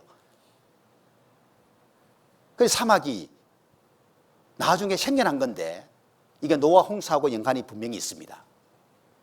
그래서 이 모래가 덮고 있지만은 모래 걷어내버리면은 모래 덮기 전의 상태로 돌아가겠죠. 이런 상태였다고 보면 되는 거예요. 에덴 동산이 있을 때는 푸른 초원이었습니다. 사막이 없었기 때문에. 4,000년 전에 사하라가 울창한 숲이었다는 것은 에덴 동산은 아담은 6,000년 전 사람이니까 당연히 사막이 없었죠. 그래서 땅 속에서 발견한 두 강하고 연결했더니만 에덴 동산 자리가 딱 드러나는 거예요. 그래 잠정적으로 결론 내리기를 에덴 동산은 지금의 페르시아만이라. 지금의 페르시아만, 이 페르시아만이거든요. 이 아래에 에덴 동산 자리가 있었다는 얘기입니다. 그 미국의 미시시피 대학교가 있는데 자린이라고 하는 교수가 팀을 구성해가지고 인공위성에서 찍은 이 사진을 토대로 땅의 지형을 또 이제 밝혀내게 됐는데 그 히스토리 채널에 방송된 내용입니다. 제가 설명드린 것하고 참조해서 보시면 더 이해가 될 거예요. 한번 보시기 바랍니다.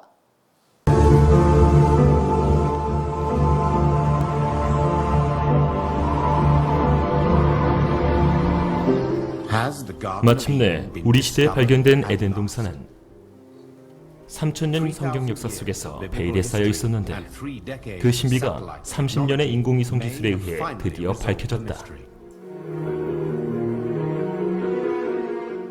성경에서는 에덴 동산의 위치가 이곳의 근원이 되는 티그리스 강과 유프라테스 강과 다른 두 개의 강인 비송강과 기용강이 있는 곳이라고 묘사되어 있다. 그런데 문제는 현재 터키에 흐르고 있는 티그리스 강과 유프라테스 강은 시리아와 이라크에서부터 오는 강들과 근원이 틀리다는 것이다. 그리고 그곳에 비손과 기용강은 현재 존재하지 않다는 것이다. 그러나 고고학자인 지오로스 자린 교수는 이 수수께끼를 풀 수 있다고 믿었다. 그는 1971년에 최초의 고대 인류 발생지를 찾기 위해 아라비아 반도를 여행하였다. 그리고 그는 사우디아라비아가 과거에 항상 사막은 아니었음을 밝혀내었다. 고대에는 아라비아가 지금보다 훨씬 물이 풍부했을 것입니다. 티그리스와 티그리스 강이 외디 버틴 델타, 즉 아라비아의 배꼽인 지점으로 흘러서 만납니다. 실로 놀라고 엄청난 강의 흐름이 아라비아 지역에 물을 공급하였고 북동 아라비아까지 전개되었습니다. 그래서 저는 고고학적, 지리학적인 측면에서 더욱더 초점을 맞추기 시작했습니다. 연구 과정에서 자린 교수는 인공위성에서 찍은 사진을 토대로 땅의 지형을 밝혀내게 되었다. 이것은 놀라운 발견이었다. 이 사진을 통해 화석화된 2개의 강을 발견할 수 있었다. 지금은 말라버린 강들이다. 그곳은 현재 사우디아라비아와 이란에 위치하고 있다. 이 강들이 과연 성경에 나오는 비손과 기욤강의 흔적인가? 성경에는 4개의 강들은 한 군원에서 만난다고 묘사되어 있다. 자린 교수는 지하에서 티그리스와 유프라테스 강이 페르시아만을 향해 흘러서 서로 만난다고 믿는다. 현재 이들의 강들은 같이 만나고 있지는 않지만 과거에 해수면이 아주 낮았을 때에는 서로 만났을 것이라고 한다. 4개의 강들이 모두 흘렀을 때의 상황은 6, 7천 전에는 창세기에 묘사된 것처럼 물고기와 자원과 물이 풍부했을 것입니다. 그래서 처음에는 페르시아만의 시작점이 에덴 동산에 위치했던 곳이고 하나가 4개의 강으로 나눠졌다고 말할 수 있습니다. 자린 교수 팀은 계속해서 아담과 이브와 에덴 동산에 무슨 일이 있었는지 밝혀내었다. BC 6000년경의 해수면은 지금보다 적어도 150m 정도는 낮았다는 것이다. 그리고 페르시아만은 해수면보다 높은 하나의 계곡이었다.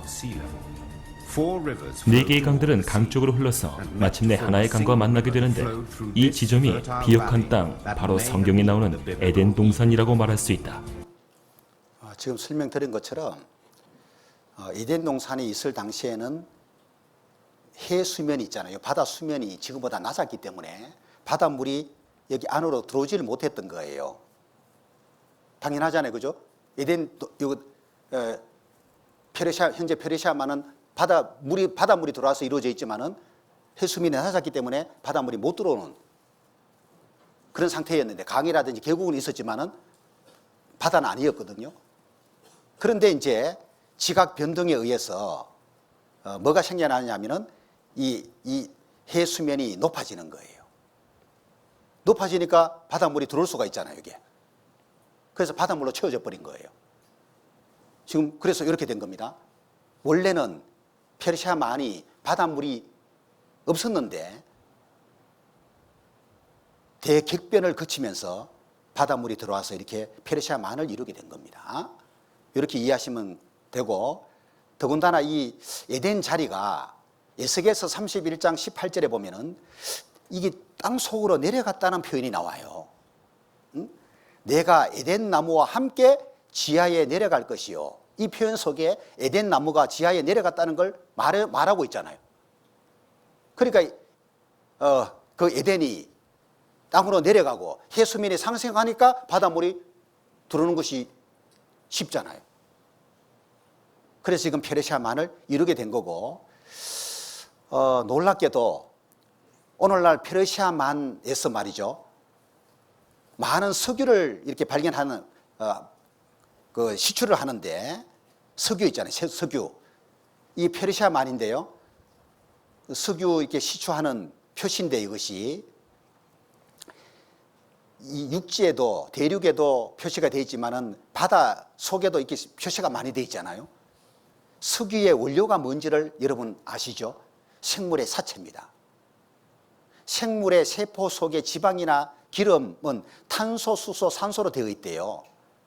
그래서 생물의 죽은 그 시체가 해저나 호저, 바다 아래나 뭐 호수 그 아래에 딱 가라앉고 모래나 진흙에 딱 덮이게 되면은 산소가 분리되어서 탄소와 수소로 이루어진 탄화수소가 된대요.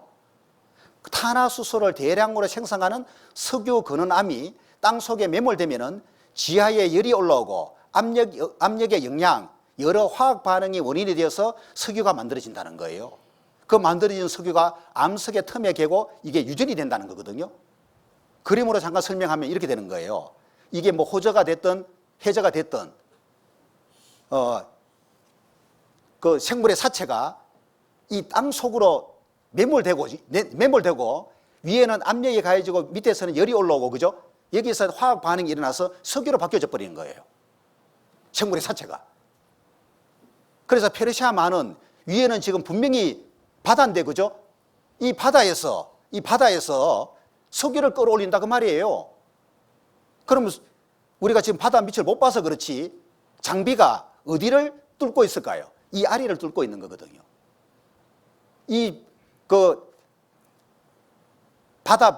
바닥에서 석유를 끌어올리는 게 아니고 땅 속을 파서 유전에다가 그 장비 집어넣어 가지고 석유를 끌어올리는 거예요. 시초하는 거예요.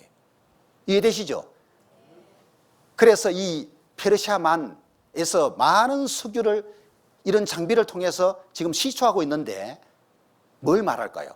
석유의 원료가 생물의 사체니까 에덴 동산 그때의 말이죠. 많은 동물들이 서식했죠. 이게 지하에 땅속으로 내려갈 때에 묻혀버린 거예요, 그냥. 그게 세월 지나서 석유가 돼가지고 지금 유전을 이루고 있는 거다. 이렇게 이해하는 것이 맞습니다. 그리고 아담은 에덴 동산에서 불순종의 죄를 지음으로 말미암아 더 이상 에덴 동산에서 살지 못하고 쫓겨나요. 3장 23절을 봅니다. 3장 23절. 여호와 하나님이 에덴 동산에서 그 사람 아담을 내어 보내어 그의 근본된 토지를 갈게 하시니라. 이같이 하나님이 그 사람 아담을 쫓아내시고 에덴 동산 동편의 그룹들과 두루 도는 화영금을 두어 생명나무의 길을 지키게 하시니라. 이게 이 말씀에 쫓아냈다는 표현 나오죠. 범죄한 아담을 에덴 동산에서 쫓아낸 거예요. 더 이상 살지 못하게 한 거예요. 에덴 동산에 쫓겨난 이후에 아담이 이제 먹고 살기 위해서 농사를 지어야 되고 땀을 흘려야 되고 온갖 고생하는 일이 이제 생겨납니다. 그러면서 아담 하와가 자식을 낳게 되는데 아담 하와로부터 많은 후손들이 생겨났습니다. 아담으로부터 약 1000년이 지났어요. 누가 태어났냐? 아담 후손으로 노아가 태어납니다. 따라해봐요. 노아라는 사람이 태어나는데 이 노아가 태어난 그 시대에 노아 후손들이 얼마나 타락했는지 세상의 죄악이 꽉 찼다는 표현이 나옵니다. 6장 보시죠. 6장 5절 보시면은 여호와께서 사람의 죄악이 세상의 관영은 꽉 찼다는 뜻이에요. 그 마음의 생각의 모든 계획이 항상 악할 뿐임을 보시고 얼마나 타락했는지 아시겠죠? 6절 땅 위에 사람 지으셨음을 한탄하사 마음에 근심하시고 그랬어요. 하나님이 하늘에서 이 세상 내려다 보니까 노아 시대 사람들이 전적으로 타락해가지고 죄가 막 꽉 찬 걸 본 거예요. 그걸 보신 하나님이 사람 지으신 거를 한탄하면서, 한탄이 뭐냐 하면은 찢어질 듯한 마음의 고통을 받았다는 뜻이에요. 내 자식이 선하게 안 살고, 그죠? 죄 지으면서 교도소 들락달락하면 부모 심정이 아마 이럴 거예요. 마음의 고통이 얼마나 심하겠냐고요. 저 인간 내가 낯을 말았어야 되는데, 이런 마음도 올라오거든요. 예? 마음의 고통이 그 무엇보다도 심할 거예요. 자식 문제로. 창조주 하나님이 사람을 선하게 지었는데 사람이 스스로 죄를 지어가지고 이렇게까지 타락할 줄이야. 하나님이 찢어질 듯한 마음의 고통을 받으신 거예요. 그런데 아까도 배웠죠. 하나님의 성품 중에 공의가 있다는 거. 하늘이 그 공의를 선포하리니 하나님 그는 심판장이다 그랬죠. 하나님은 의로우신 재판장이다. 매일 분노하시는 하나님이다. 한탄과 동시에 분노도 올라오는 거예요. 재판장이기 때문에. 그래서 하나님이 7절 심판을 집행합니다. 나의 창조한 사람을 내가 지면에서 썰어버리되 사람으로부터 육축과 기는 것과 공중의 새까지 그리하리니 이는 내가 그것을 지었음을 한탄함이니라. 심판을 하나님이 작정하신 거예요. 죄가 있는 곳에는 공의의 하나님이기 때문에 심판이 따라갑니다. 그런데 이 타락한 사람 중에 노아라는 사람이 아담으로부터 1056년 후에 태어난 사람입니다. 성경에는 아담의 계보가 쭉 나오기 때문에 누가 몇 세에 누구를 낳고 누가 태어나고 그래서 연대 계산이 돼요. 정확하게 노아는 아담으로부터 1056년 후에 태어난 사람입니다. 아담은 첫 사람이죠, 그죠? 그래서 아담으로부터 1056년 후에 태어난 사람이 노아고, 노아 600세 되던 해에 하나님이 홍수를 일으켜서 세상은 물로 완전 덮어버린 거예요. 우리 시대에서 계산하면은 이게 BC 2340년 경이니까 2400년 잡더라도 약 2000년 더 하면은 4400~500년 전의 사건입니다, 이게. 노아 홍수. 창세기 6장 8절. 그러나 노아는 여호와께 은혜를 입었더라. 노아의 사정은 이러하니라. 노아는 의인이요 당시에 완전한 자라. 그가 하나님과 동행을 하였으며 그가 세 아들을 낳았으니 셈과 함과 야벳이라. 노아는 하나님과 동행을 하고 의롭게 살았다 그 말이에요. 자, 노아가 있었고 노아 아내가 있었고 세 아들이 있었고 결혼해가지고 며느리 3명이 있었어요. 남자 4, 여자 4 합치니까 8명이죠. 요 8 식구가 참 하나님과 동행을 하는 생활을 하고 있었던 거예요. 이 노아를 통해서 하나님이 심판을 이루시는데 하나님의 계획을 노아에게 일러준 겁니다. 13절에 보시면요, 하나님이 노아에게 이르시되 계획을 알려준 거예요. 모든 혈육이 있는 자의 강포가 땅에 가득하므로 그 끝날이 내 앞에 이르렀으니 내가 그들을 땅과 함께 멸하리라. 심판하겠다 그 말이에요.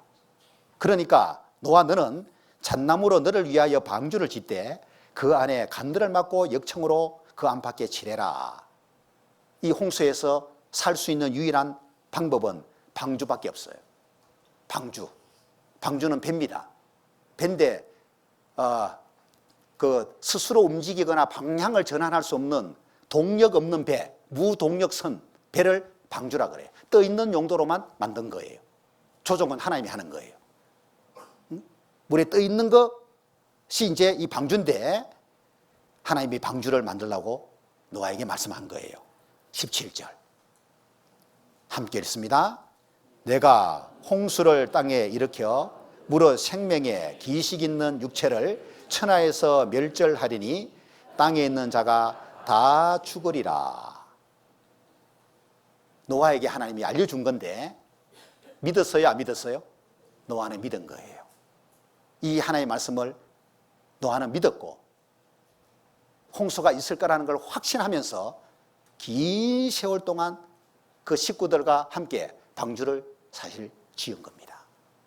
그럼 여기 하나님이 내가 홍수를 땅에 일으켜라고 했는데 이 홍수는 그러면은 우발적인 홍수입니까? 의도적인 홍수입니까? 의도적인 홍수죠, 그죠?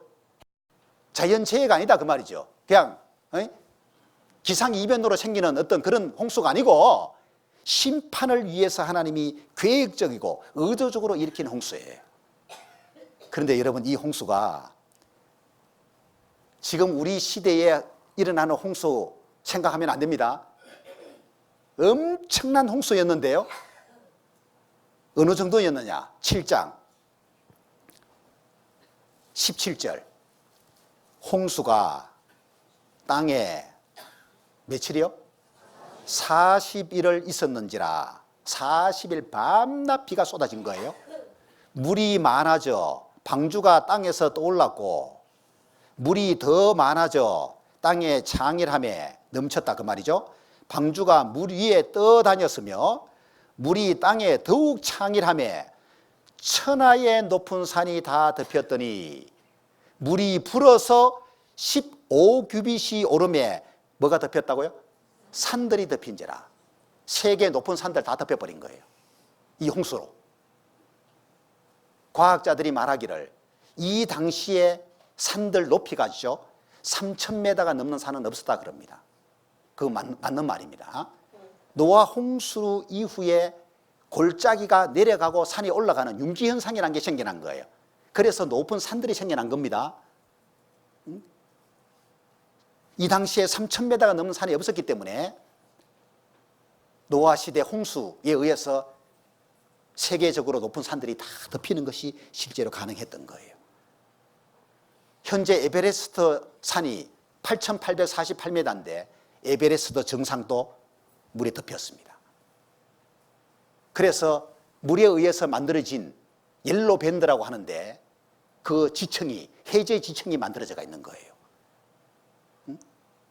물에 의해서 만들어진 겁니다. 한번 보실까요? 에베레스트 정상을 달리는 옐로우 밴드, 황금의 지층이란 말인데 이 정상이 물에 의해서 만들어진 지층이에요. 물이 만들었다 그 말이에요. 바다술 등이 서식한 바다에서 에베레스트의 정상이 만들어졌다고 말합니다.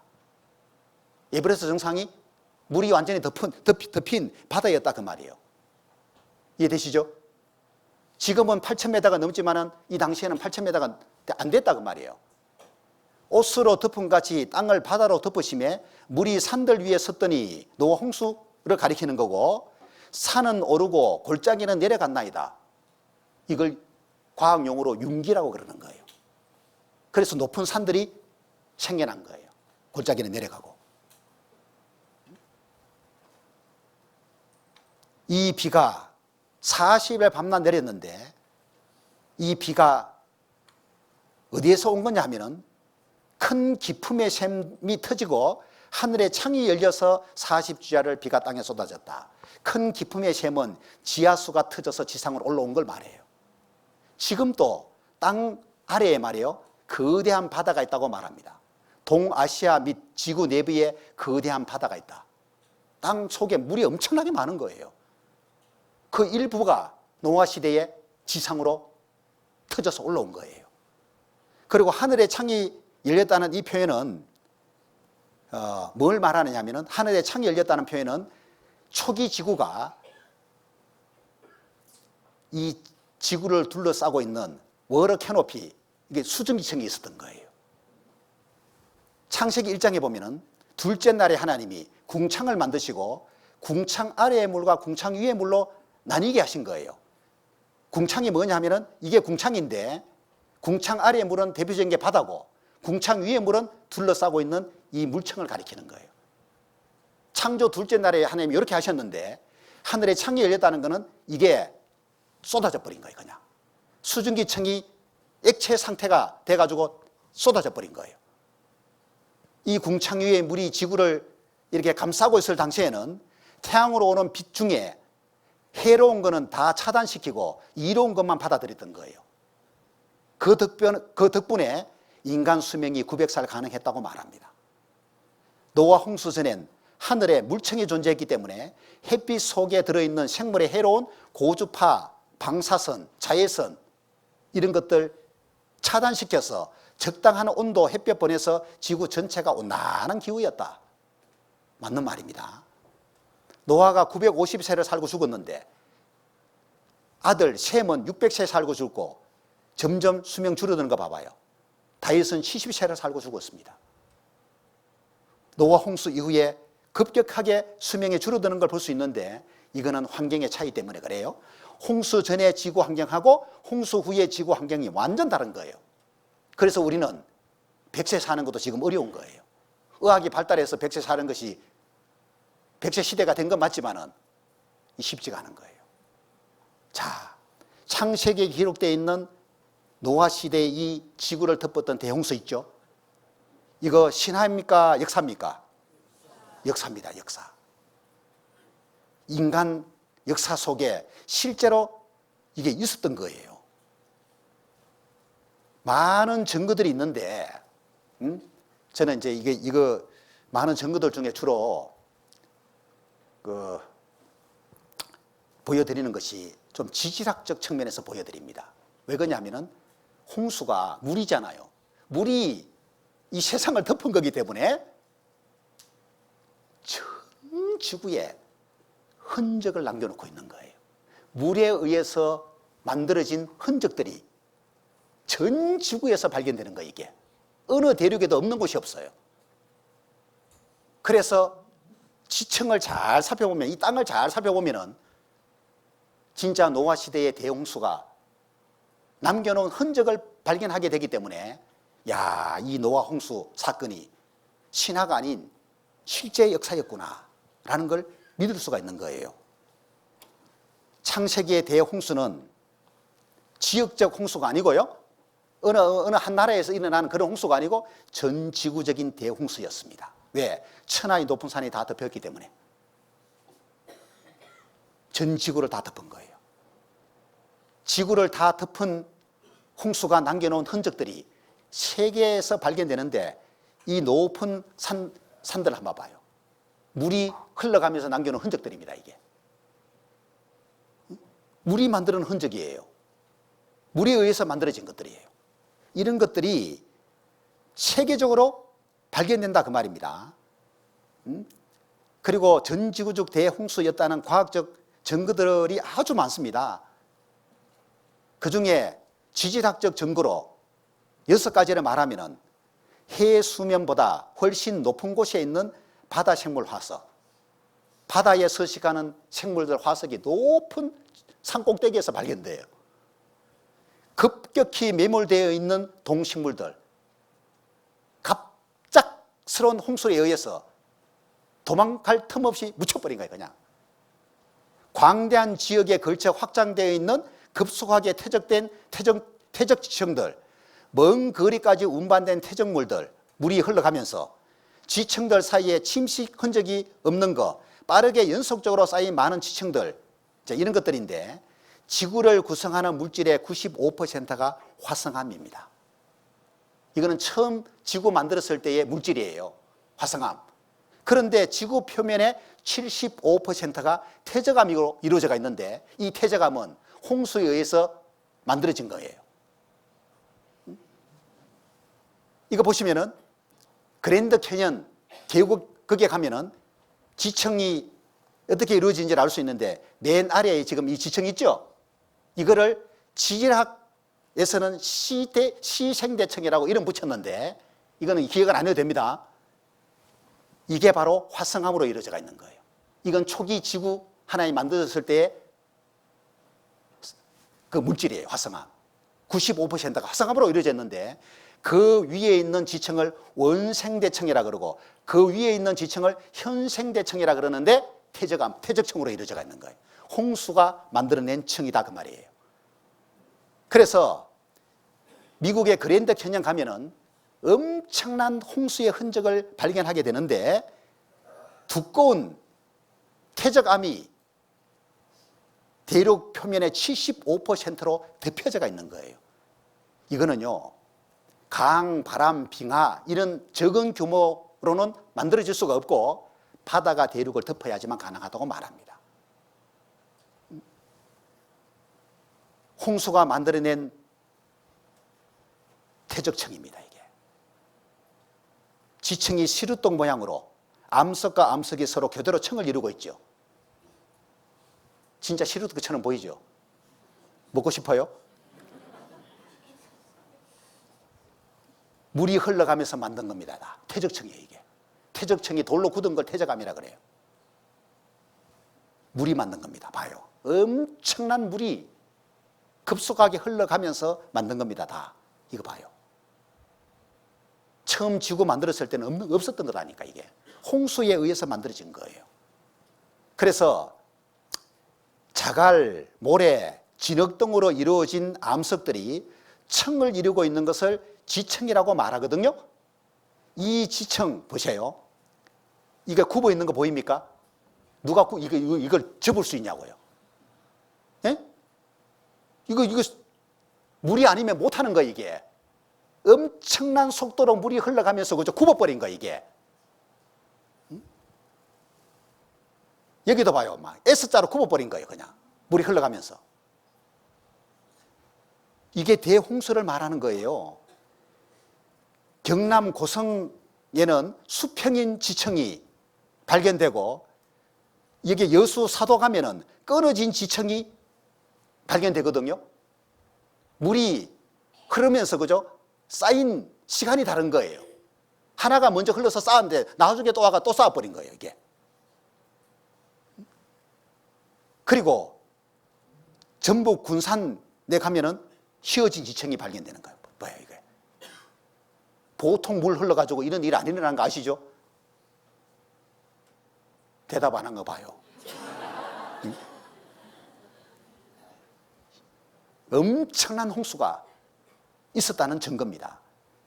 암석 이 지층들이 부서짐 없이 습곡이면 접혀졌다 그 말이에요. 이게 뭘 말하느냐? 빠르게 연속적으로 퇴적됐다는 뜻이에요. 암석들은 정상적으로는 휘어지지 않습니다. 암석들은 딱딱하고 부서지기 쉽기 때문에 깨져 버리잖아요.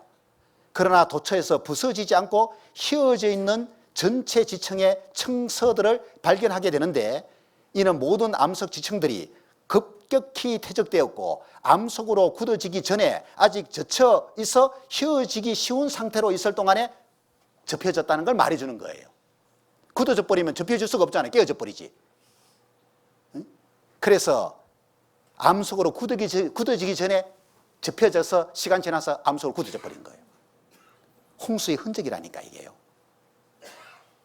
그래서 지층과 하석을 두고 지질학자들이 동일 과정설을 주장하는 지질학자도 있고 격변설을 주장하는 지질학자들이 있어요. 둘로 이렇게 서로 다른 주장을 하는데, 창세기의 대홍수는 격변설을 말하는 겁니다.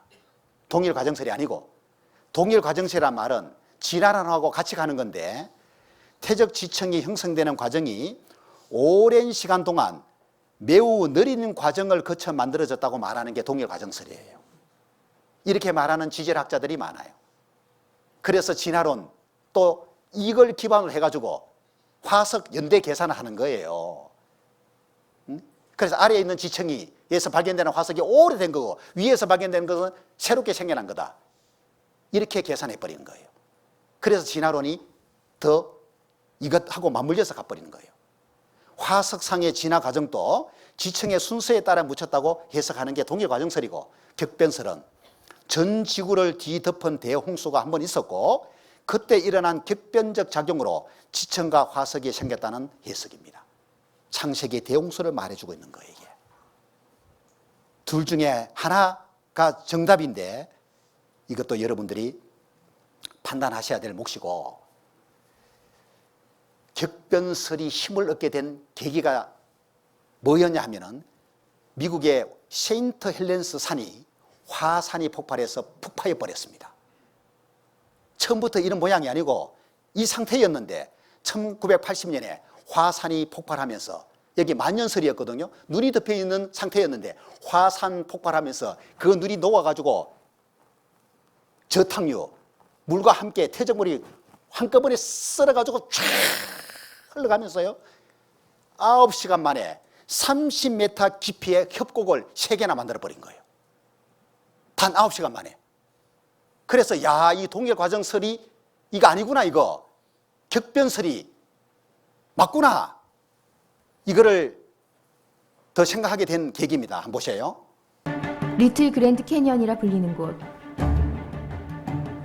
1982년 세인트 헬렌스 산의 화산 폭발로 쌓였던 눈이 녹아 흙과 함께 쏟아져 내렸다. 엄청난 저탕류는 순식간에 땅을 파괴했고 30m 깊이의 협곡을 3개나 만들었다. 단 9시간 만의 일이다. 미국 워싱턴주의 그랜드 쿨리 협곡 역시 과거 미졸라 호수가 터져 생겼다. 이러한 사실을 통해 격변설이 힘을 얻기 시작했다. 격변적 해석에 대한 논문이 급증하고 있는 것이다.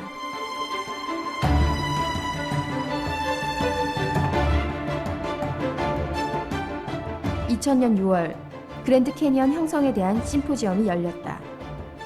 70여 명의 지질학자가 36편의 논문을 발표했는데 그랜드 캐니언은 오늘날 결코 일어나기 힘든 대격변, 곧 2개의 거대한 호수가 터져 형성된 것이라고 결론지었다.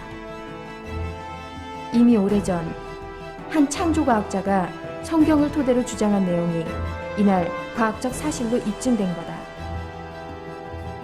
그러니까 소규모의 이 협곡은 오늘날에도 일어날 수 있는 거예요. 그런데 엄청난 규모의 그 협곡이 있죠. 이것은 적은 규모의 홍수로는 일어날 수가 없는 거예요. 그러니까 창세기의 대홍수가 있어야지만 가능하다는 말입니다. 여기에 미국 북서부 워싱턴주에 수로용암지대라고 하는 곳이 있는데 이곳이 짐 라이스라고 하는 천체 지질학자가 헬리콥터를 타고 그 아래를 내려다보면서 하는 말이에요. 아래 보이는 풍경은 지구 역사상 가장 큰 홍수로 만들어졌습니다. 이렇게 말을 하는데 당시 이곳의 홍수는 지금 전 세계의 강을 합친 것보다 10배 더 강력했다고 말합니다. 지금 전 세계의 강을 합친 것보다 10배 더 강력했다. 엄청난 홍수여야지만 이런 수로용암지대를 만들 수 있다는 걸 이분이 말하고 있고요. 이런 지형이 생기는데 걸린 시간은 일주일이 안 된다 이렇게 말합니다. 격변설을 말하고 있는 거 이분이. 영상을 하나 보겠습니다.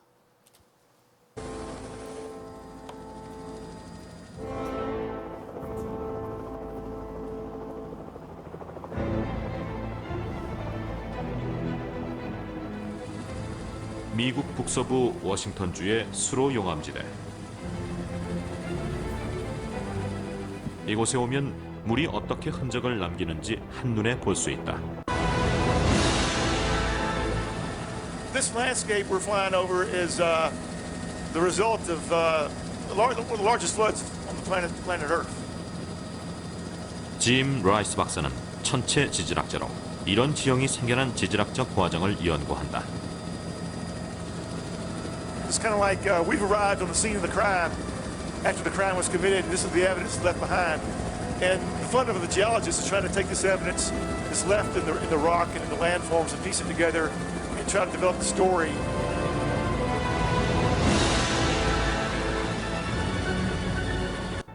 You'd be a dead duck if you're standing here watching it come towards you, but what you would see, you'd probably see a wall of water 200 feet above the top of that surface there. It's just amazing to think about all this rock being taken out of here. This was all solid, 400 feet of basalt all the way across here, but it's all gone now. 홍수로 불어난 물의 힘이 얼마나 셌던지 물이 지나간 길, 즉 수로가 생겼다. 그 수로의 흔적이 여기 30km나 뻗어 있는 협곡이다.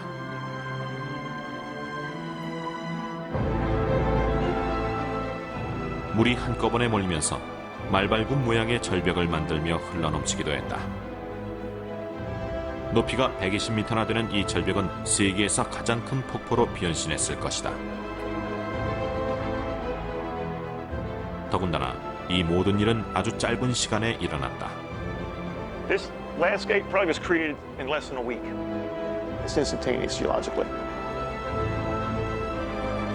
The easiest way to think about it is if you took every river in the world, put them in the same location, had them flowing at the same time, these floods are 10 times larger than that. 자, 이분은 동길 과정설을 말합니까? 격변설을 말하고 있습니까? 격변설. 이런 지형이 만들어지는데 걸린 시간이 일주일도 안 된다. 그게 뭐 정확한 건 아니겠지만 짧다 그 말이죠. 시간적으로. 30km 뻗어 있다고. 아마 이 광양에서 여수까지의 거리 정도 될 거예요. 언제 이게 만들어졌을까요? 저는 창세기 대홍수, 노아 때 대홍수로 만들어졌다고 믿어집니다. 여러분은 어떠신가요? 웃기만 하네요. 지금 봤던 수로 용암지대는 또 약갑니다. 그랜드 캐니언은 미국의 그랜드 캐니언 이 엄청난 협곡인데요. 여기서 여기까지 길이가 446km입니다. 서울 부산 거리가 388km인 거 생각하면은 어느 정도인지 가늠이 갈 거예요. 깊이 최대 1.8km, 1800m 되는 깊이가 있고, 너비가 최대가 30km, 너비가 아마 여기서 여기가 제일 넓지 않나 싶어요. 이 엄청난 협곡이 언제 만들어졌을까? 노아 대홍수 때 만들어진 게 틀림없습니다. 이 여성이 이거 보면서 뭘 생각하고 있을까? 많은 사람이 여기 관광을 가는데 이 장면 보고 뭘 하고 있을까? 저는 궁금해요. 아마 창세기 대홍수를 떠올리지는 않을 거예요. 많은 사람들이.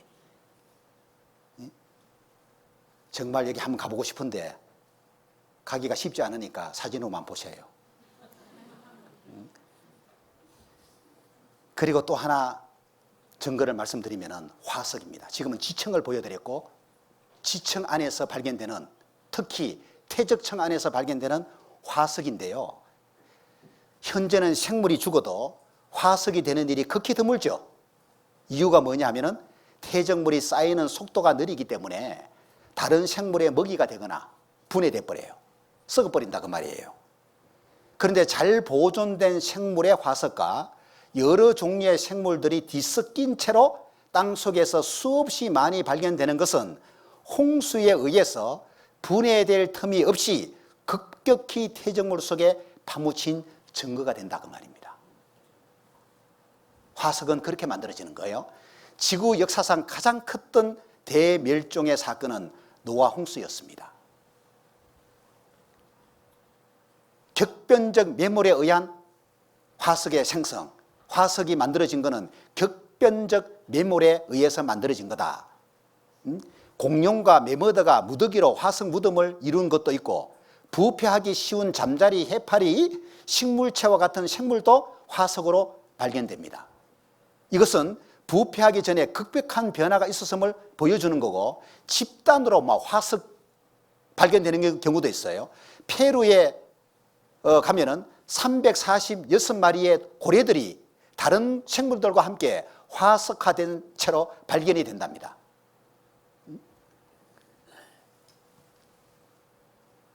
급격히 매몰되어 있는 동식물들, 화석으로 발견되는 것들이에요. 긴 물고기 안에 잡아먹은 물고기가 들어있습니다. 소화되기 전에 이미 화석으로 굳어버린 거. 얼마나 급격하게, 그죠? 매몰되었으면은 먹은 음식 소화되기 전에 화석으로 됐냐 그 말이에요. 휘어진 물고기 안에 또 다른 물고기가 들어있습니다. 이게 잠자리 날개입니다. 화석으로 발견되는 거예요. 다지층 화석도 발견됩니다. 2개 이상의 퇴적 지층에 걸쳐있는 화석을 다지층 화석이라 그래요. 이건 빠른 매몰 아니면 답이 없는 거예요. 보세요. 정말 정교하게, 그죠? 섬세하게 화석으로 발견되는 겁니다. 봐요. 이거는. 이런 것도 발견돼요. 또 놀라는 척 해도 돼요. 예? 이런 것이 발견돼요. 비늘 같은 게 그대로 남아져 있는. 응? 전 세계에서 발견됩니다. 잠자리 화석. 심지어 이런 것도 발견돼요. 이 물고기 화석인데요. 사이즈가 6.5cm 큰 것이. 그리고 새끼는요, 20mm 되는 것도 여기에 포함이 되어 있습니다. 화석으로 만들어졌는데. 총 259마리. 이 작은 사이즈의 물고기도 화석으로 발견되는 거예요. 세계에서 가장 오래된 버섯 화석, 이 브라질에서 발견했습니다. 그래서 이런 퇴적층 안에서 화석이 발견되는데 급격하게 생물들이 파묻혀서 만들어진 거다. 그렇게 이해하시면 되고, 자, 그런데 이걸 보시면은 여기에 화석을 이제 연대 계산을 왜 동일 과정설에서 진화론에서 아래에 있는 것하고 위에 있는 것하고 다르게 하느냐 하면은 이유를 설명할게요. 동일 과정설과 진화론에서는 지층이 느린 속도로 수억 년의 오랜 세월에 걸쳐서 쌓여온 것이라고 생각하기 때문에 아래 지층에서 발견되는 생물의 화석 있죠, 그죠? 아래. 오래전에 출현한 생물을 나타낸다고 그렇게 생각하는 거예요. 그러니까 연대가 막 수억 년 이렇게 돼버린 거예요.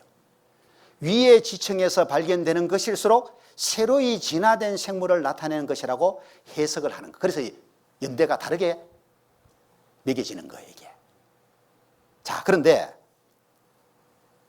격변론에서는 대홍수 때 해일이 발생하여 바닷물이 대륙으로 진행해 오면서 생물들이 퇴적물과 함께 파묻혀 죽은 것으로 해석을 하죠. 이때 바다 밑바닥에 사는 조개와 같은 생물이 맨 아래의 지층에 들어가고 높은 지역에 사는 생물일수록 위의 지층에 포함된 것으로 봅니다. 따라서 아래의 지층과 위의 지층에서 발견되는 생물들은 같은 시대에 생존하였던 생물들이고 진화의 순서를 나타내는 것이 아니라 단지 서식하였던 장소의 차이를 나타낼 뿐이다. 이게 맞다 그 말이에요. 아래 지층에서 발견되는 화석이나 위의 지층에서 발견되는 화석이나 같은 시대에 서식했는데 어느 위치에 있었냐에 따라서 묻힌 장소가 위치가 다를 뿐이다. 그런 뜻이에요, 이게. 이해가 되십니까? 예. 영상을 하나 이제 보고 마치도록 합시다. 오늘날 지질학은 왜 오래된 지구에 집착할까? 동일과정설과 진화론의 패러다임에 갇혀있기 때문이다. 동일과정설에서는 현재 거의 변함없는 자연 풍경을 미루어 짐작하건대 지표면이 이만큼 변화하려면 오랜 세월이 필요하다. 또 진화론에서는 진화가 이루어질 수 있을 만큼 장구한 세월이 필요하다. 그래서 지구의 나이는 45억 살이 넘었다. 이 나이는 실험이나 관측으로 정해진 절대적인 숫자가 아니라 합의로 결정된 값이기 때문에 언제든 변할 수 있다. 지구과학 주관식 문제를 출제하기에도 민망할 만큼 그 정답은 자주 바뀌게 될 거다. 화석과 지질 계통표 등 연대 측정에 참고된 것들이 절대적인 기준이 아니기 때문이다. 화석을 살펴보자. 땅속에는 수백억 개가 넘는 화석들이 묻혀 있다. 어떻게 보면 지구는 거대한 공동묘지인 셈이다. 그런데 진화론과 동일과정설에서는 땅속 깊이 묻힌 화석일수록 더 오래됐다고 생각한다. 지층이 밑에서부터 오랜 세월 동안 쌓였다고 믿기 때문이다. 그런데 이 화석을 보자. 보통 물고기는 죽으면 바로 부패되는데 이 화석들은 살았을 적 모습 그대로다. 먹이를 잡아먹다가 당한 녀석도 있다.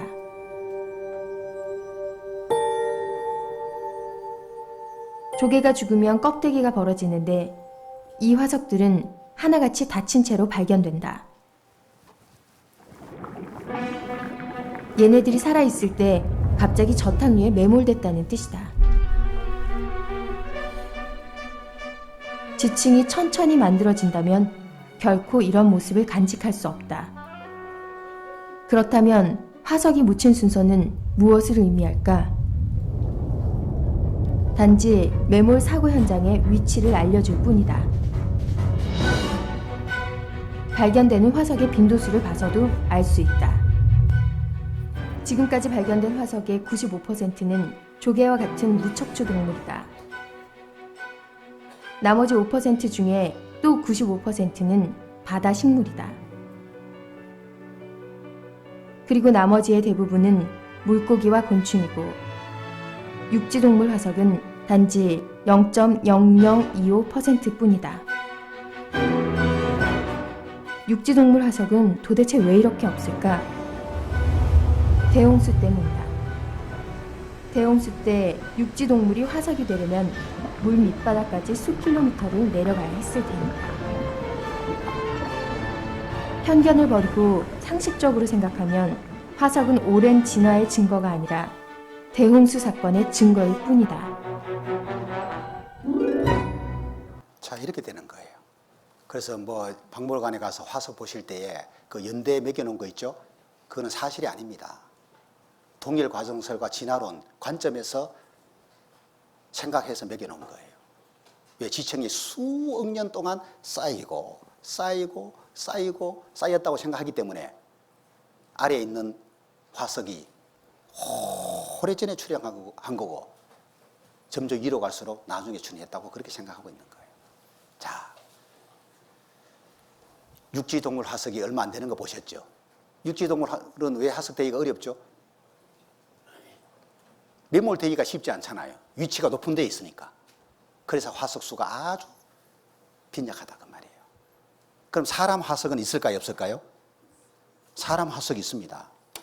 이거 사람 화석이에요.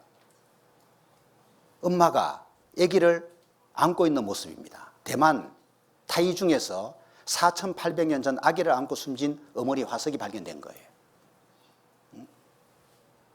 사람 화석도 있는데 사람 화석은 더 적죠. 육지동물보다도 훨씬 더 적죠.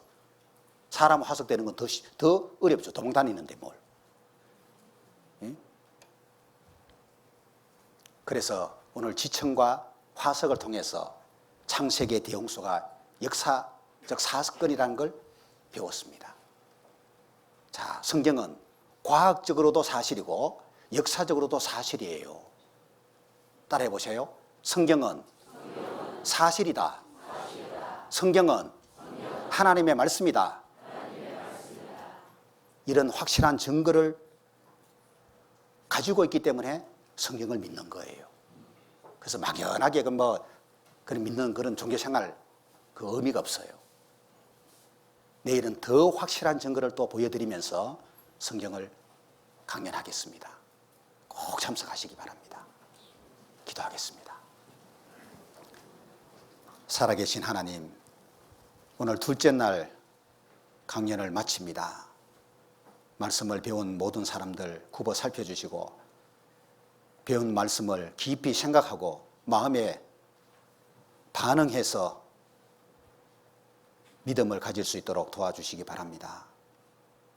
생각을 바꿀 수 있게 해주시고 하나님을 창조주로 인정하고 성경을 하나님 말씀으로 점점 받아들이는 지혜로운 자들이 다 되게 해주시기를 간절히 바랍니다. 내일도 우리의 발걸음을 성경 앞으로 인도해 주시고 더 좋은 마음, 진지한 마음으로 성경을 배울 수 있도록 이끌어 주시기를 원합니다. 모든 것 주님 은혜의 손에 의지하면서 예수님의 이름으로 기도합니다. 아멘.